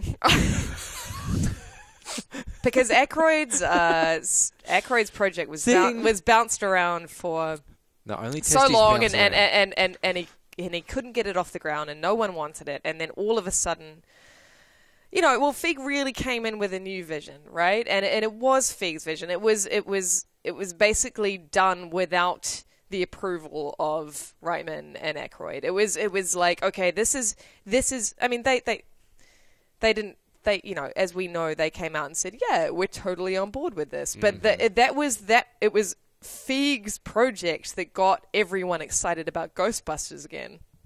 Right.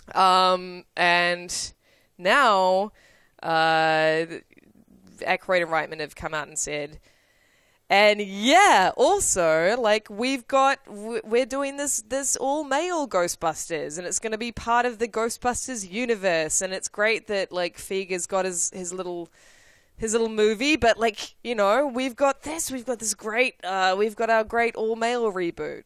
But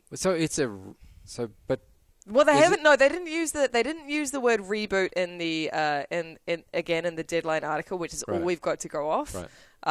But at the same time, everything else that they said points to this is another reboot. This is just like a male reboot. But that doesn't make sense. Like, I mean, Yeah, which movies are going to be in the Ghostbusters universe? Because from what I understand, the Paul Feig's Ghostbusters doesn't acknowledge, like, it's not set 20 years later with new Ghostbusters. Exactly, it's a hard reboot. Yeah, and no one's seen Ghosts before. Is this right. Is this other one going to be set in the Paul Feig Ghostbusters universe, or is it going to be set 20 years later? That's the thing. No one knows. 30 years later, sorry. No one knows. But the way that it was announced via Deadline, again, which is all we've got to go off, was really sort of poorly worded, and I also question the fact that, like, I question the decision to have announced that before Feig's movie has even been released. Well, it's not even shot yet. Exactly. It's and it really to me it really feels like a kick in the teeth to Feig's movie, and especially considering, like, the male backlash towards Feig's film.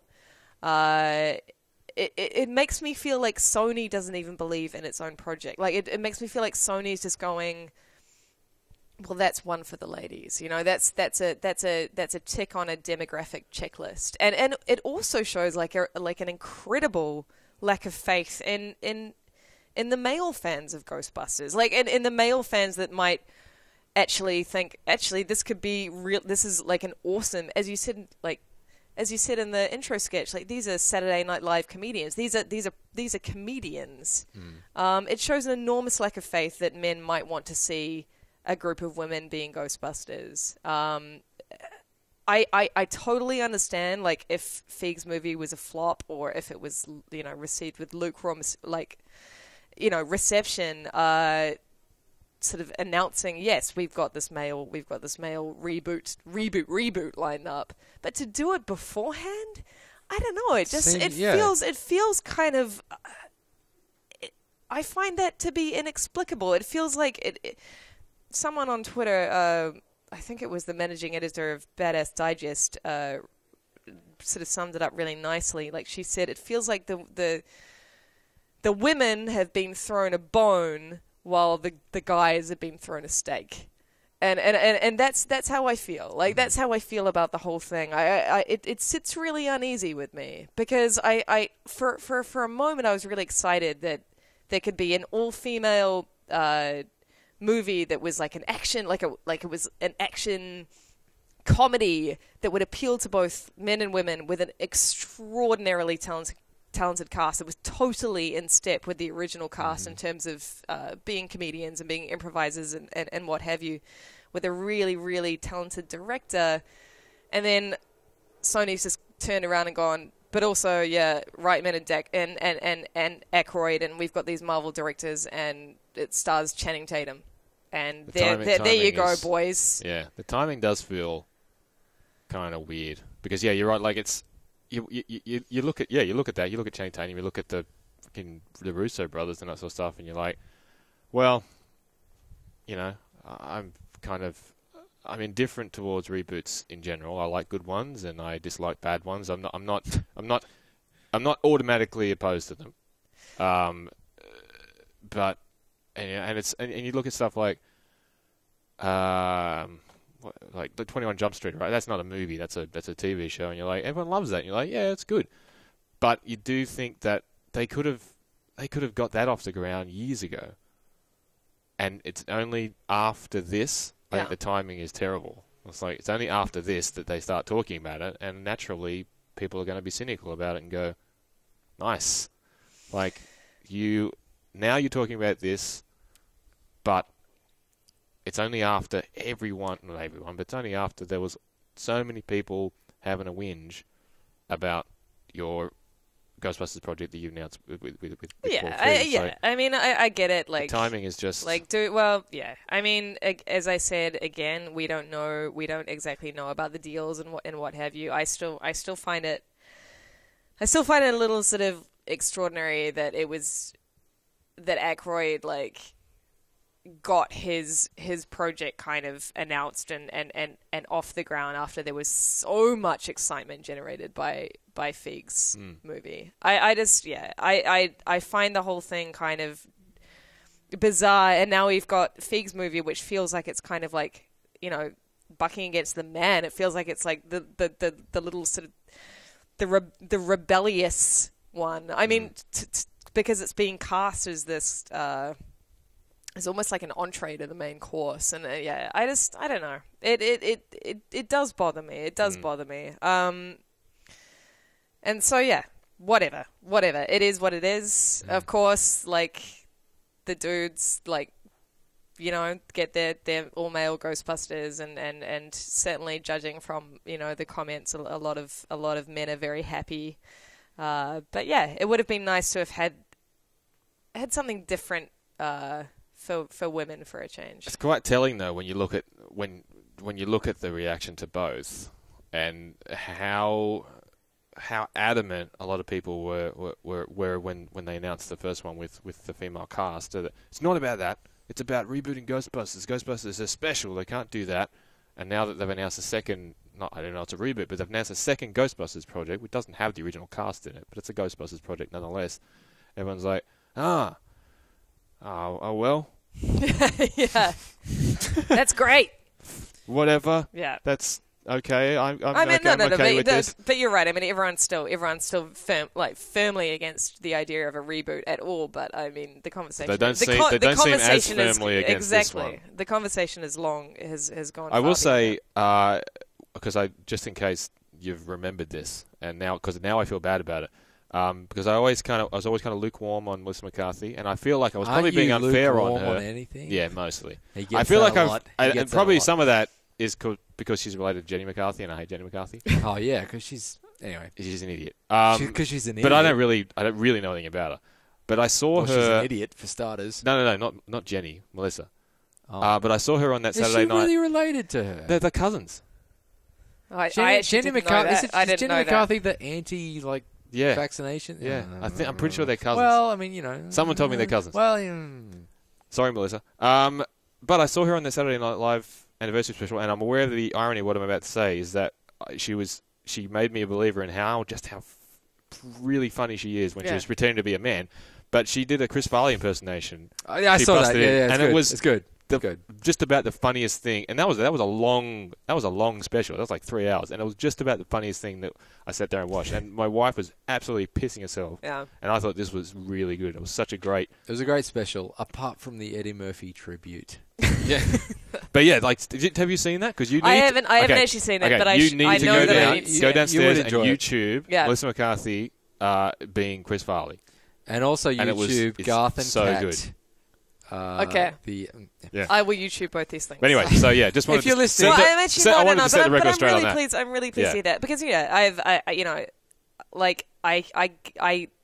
there is so much hate out there from dudes regarding Melissa McCarthy, and it's primarily dudes, and I think it's because she's kind of hard to swallow for a lot of guys. She's like brash, and she's big, and she's loud, and that's not cute, you know. And I'm not saying this is how you found it, but like, yeah, when the Ghostbusters reboot was first announced, so many people were saying to me, "Oh, it should have been Emma Stone and I don't know who else is like a adorable new girl, Zooey Deschanel. Like it should have been that cast." And I was like, "No, screw you, man! It should have been fucking Melissa McCarthy." Anyway, moving on. Anyway, Let's sorry, move yeah. on. Just super quickly, Ben Stiller and Owen Wilson reprised their roles in some kind of runway thing, in some fashion thing, to confirm That's Zoolander cute. sequel. That's a cute thing. Yeah. to do. Yeah, it is. That's It's a good way to promote Totally. it. I mean, don't know. Zoolander sequel. Don't know. I love Zoolander. Yeah. But Anchorman. Yeah, that didn't work, Hey, did it? I liked Anchorman too. I did. I liked it. Did not end well. We'll skip that. Jeremy, this is actually, I just want to get your, just quickly, Luke. Yeah. Jeremy Clarkson has been suspended and or fired from Top Gear for punching out a craft services person or something. The producer, I think. The producer. It was one of the, I was hazy on the details. But he punched someone that was kind of like the third strike for him. I think it's like the 10th strike. 10th strike. Yeah, I think he may have. From what I understand, he may have punched someone. He may have aimed to punch someone or tried to punch someone. I don't know whether anybody knows the details. I think it's worse that he tried to punch someone and missed. Like, that's worse. But everyone knows that Jeremy It's Clarkson... better for the person who didn't get punched. Okay, yeah. You're about to say that he's a cock because it's common knowledge, that's his right? reputation. Like, apparently, he is a really.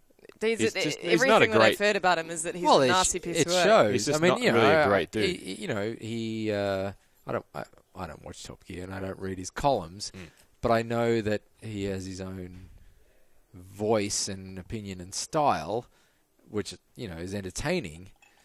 But he does clearly he rubs people the wrong way. Oh yeah, right? totally. Yeah, Yeah.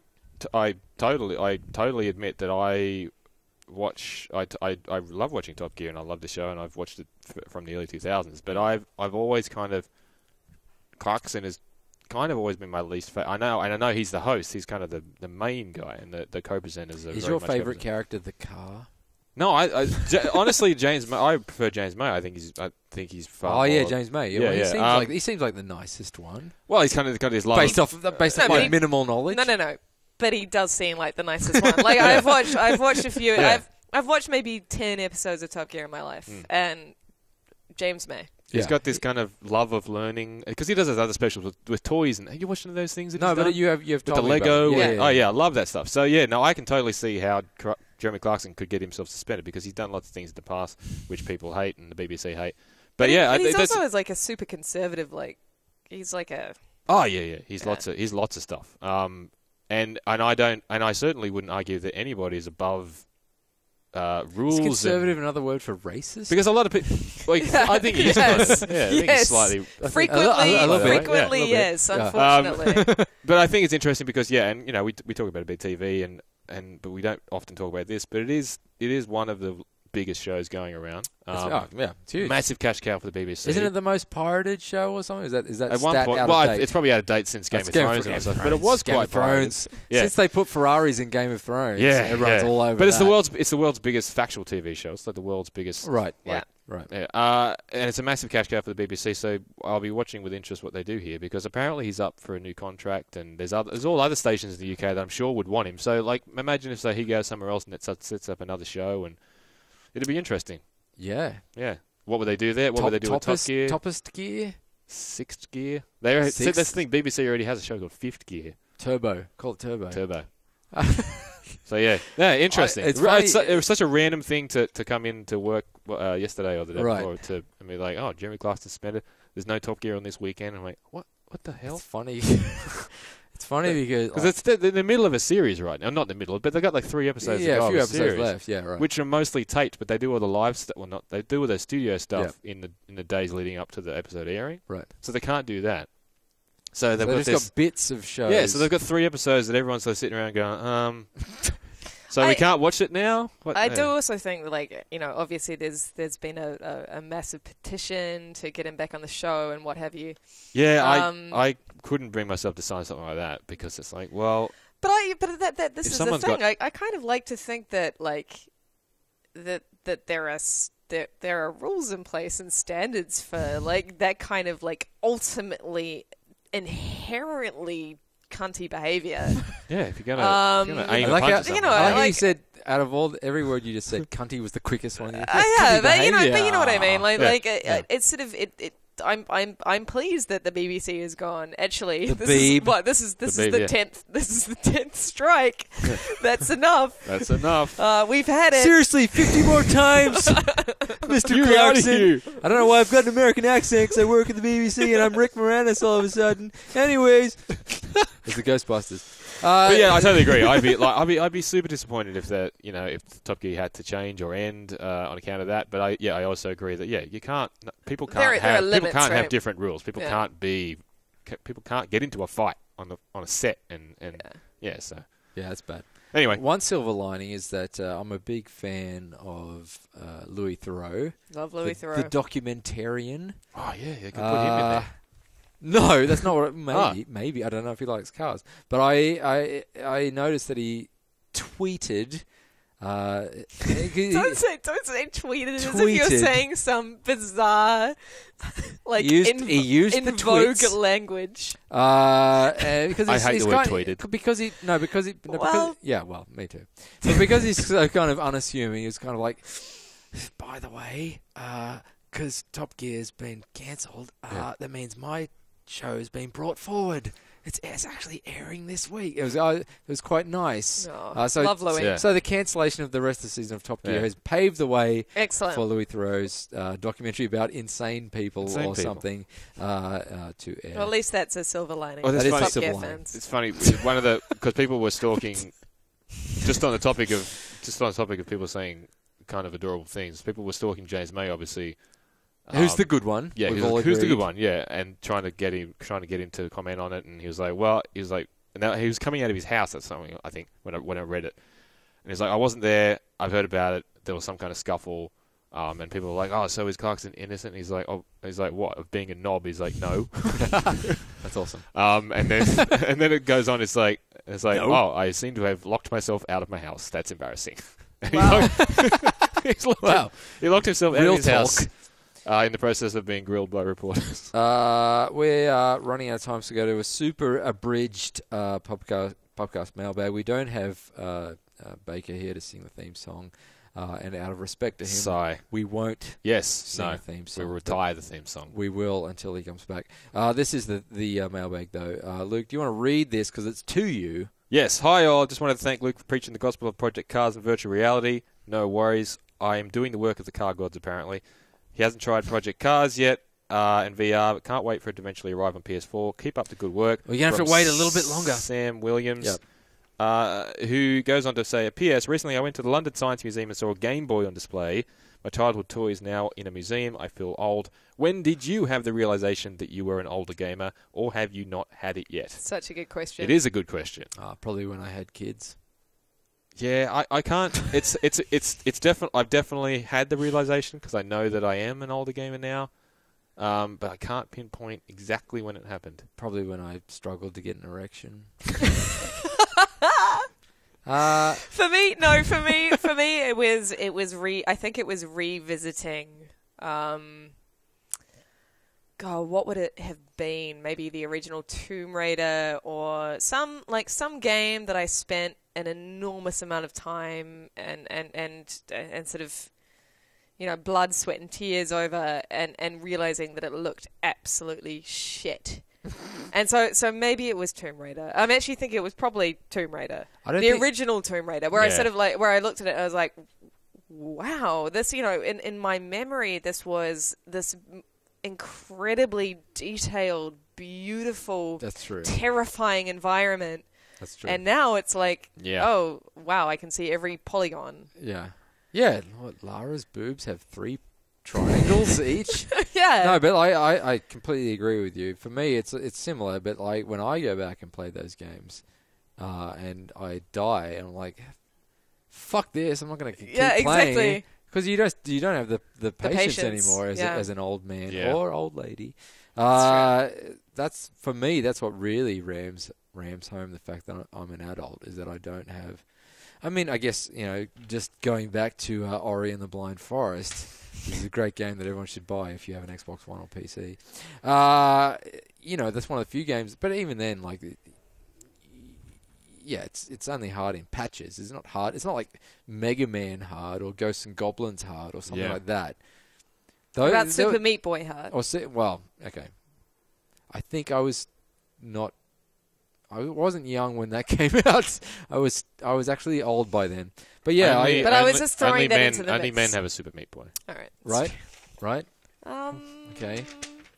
You should get a pen. Super gross. Yeah. That's what we call it. That's what. Now. From here on in, Super Meat. Well, it's Meat Boy, and then it becomes Super Meat Boy. But I feel old when I go to expo. I mean, I've certainly happened before this, but I feel especially old when I go to expos like PAX. Like, because you're taller than everyone. You're taller than everyone in the office. Yeah. No, when I walk even past, taller than me. like the League of Legends thing. Oh, and yeah, that's different. There's That's 300 teenagers there, That's and a I have different no idea generation. what's going on. Absolutely. And I'm like, I don't know what's going on here. And everyone's transfixed and cheering, and don't get it. Anyway. That's true. I completely agree with that. So yes, Sam, it has happened, and thanks for bringing it up, Sam Williams. Next question. Yeah, you got it. Long-time listener, first-time writer, thank you very much. Would like to thank you all for the good listening over the years. Your knowledge about new releases and small indie games that others don't have a clue about is a breath of fresh air. Very kind words. You pose arguments in such an articulate manner. I think this is like we should redirect this mail. And it clearly wasn't for shows us. How Return much to you guys sender. are truly passionate about your profession. Always a joy for me to see a new Pubcast episode downloading on my iPhone and loving the new video content, especially the freeze frames. Yes. Instead of just continuous praise, even though it's much appreciated. I'll ask a question. Do you think any more high-profile organisations will adopt a game section like the BAFTAs, or will recognition of our medium be solely confined to the Game Awards? Much love from Birmingham, UK. Lucy Yearwood. Great name. Oh, Lucy Great name. Yearwood, you have the greatest name. Yeah, much Yearwood. better than Lucy Yearwood. O'Brien. Oh, yeah.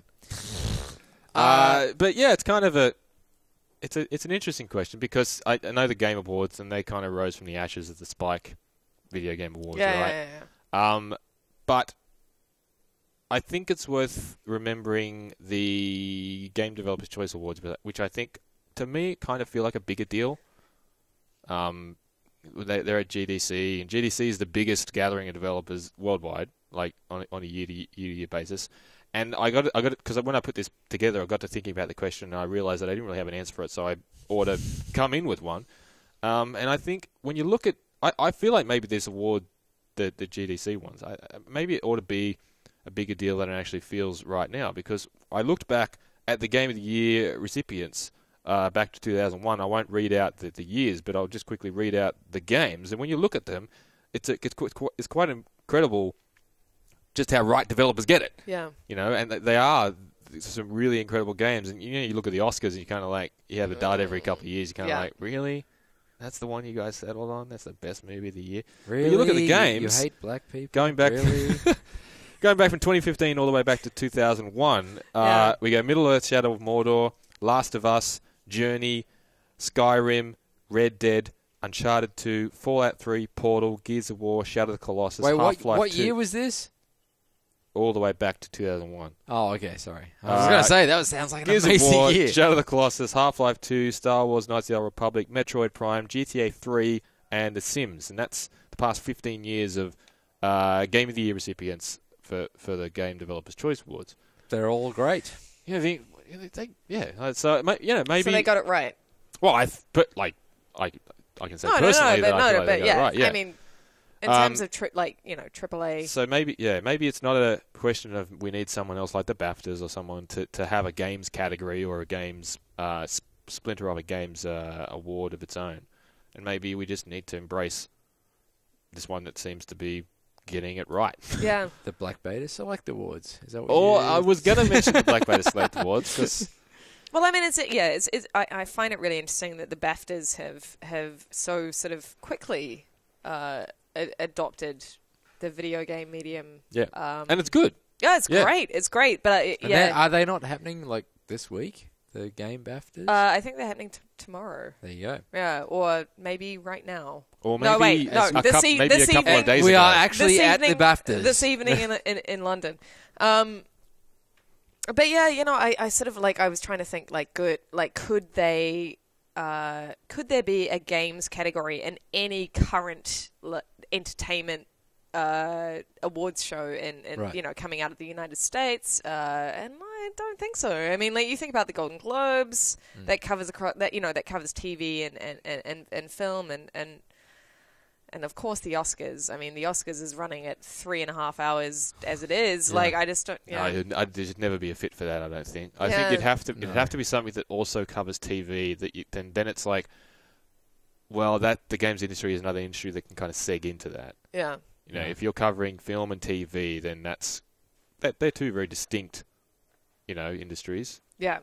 And then maybe games can go into that. But if you're just covering movies, and then you suddenly hop on let's give out an award for a game bandwagon, I could totally see the sort of the TV industry turning around and going, oh, what about us? We've been here for 80 years making TV shows. Exactly. Yeah, but you're dead, TV. Yeah.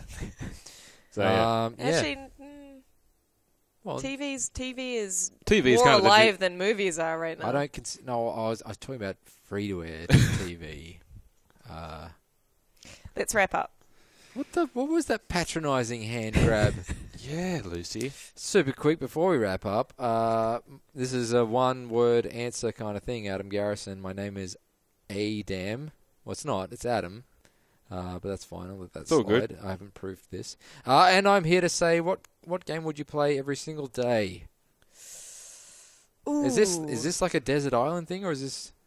It might as well be. It is. Does the desert island have Wi-Fi? Because I play Words with Friends every day. Which connects. You still play Words with Friends? I do. It's not a good. Yeah, we connect. Yeah. It's not really. What about you? Do you still play Draw Something? This isn't a desert island. How do I know question. that I'm old? I still play Draw Something. No, because the desert, like, if it was a desert island question, then you would obviously say something like social. Yeah, no, actually, that's a good point. So it's like, this doesn't say you can't play other games. It just says you got this game. Oh, so you play this game You every would play day, this plus every some other day. things. But then, okay. yeah. Words with Friends. Which is not a lie. What game would I play every day? GTA 5. I'd happily play that every day. I can't. I don't, and I can't, but I would. Well, for me, I would say something that was constant, like, that was evolving in a similar fashion to GTA, but that, like, I don't play the same game every day ever. I mean, I haven't for a long time, and I suppose, like, the last game that hooked me so much that I felt the desire to play frequently would be, like, Destiny. Yeah.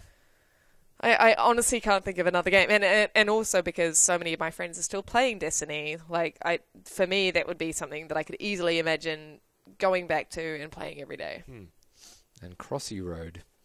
Finally, Tim Nesbitt. Luke, this is for you. Have you predicted the World Cup result on Dodd Bradman cricket yet? I have not yet. I did notice, I didn't tell you about this the other day, but I did notice that some kind soul, some amazing person has assembled a bunch of World Cup kits for the game that I should download and mod, but I haven't done it yet. But we should mention, Tim, that Tristan and I are planning something special for the World Cup final. Yes. So stay tuned. It's special. Who's going to be? What are the teams that are going to be in the World Cup final? It's too early to say. Too early to say. Oh. But probably Is it too early to say? Probably not New Zealand. They'll make the semis for sure, but probably won't make the final. Because we know you're a big cricket fan these days. Yeah, I am. Yeah. Briefly. Look at you. Yeah. That is the end of Pubcast 112. I think that was a good one. That felt good. Live from the BAFTAs. Felt right. Yeah, that's right. Yeah. Congratulations to all the winners. Yep. Thank you very much, Luke. Thank you, Tristan. I've sent around the other way. Thank you, Lucy. Thank you, Tristan. And we will speak to you again in a couple of... What was that? I was just moving my keys. Stop jangling your keys. She's going to get the car started. Okay, good. Yeah. You're the getaway driver. Yeah. And we'll see you again in a couple of weeks. Thank you very much. Bye. Adios. Wait. Oh, the freeze frame. Oh, we can't stop it. Do it. Well, we can't do the high five again. Yeah, you can.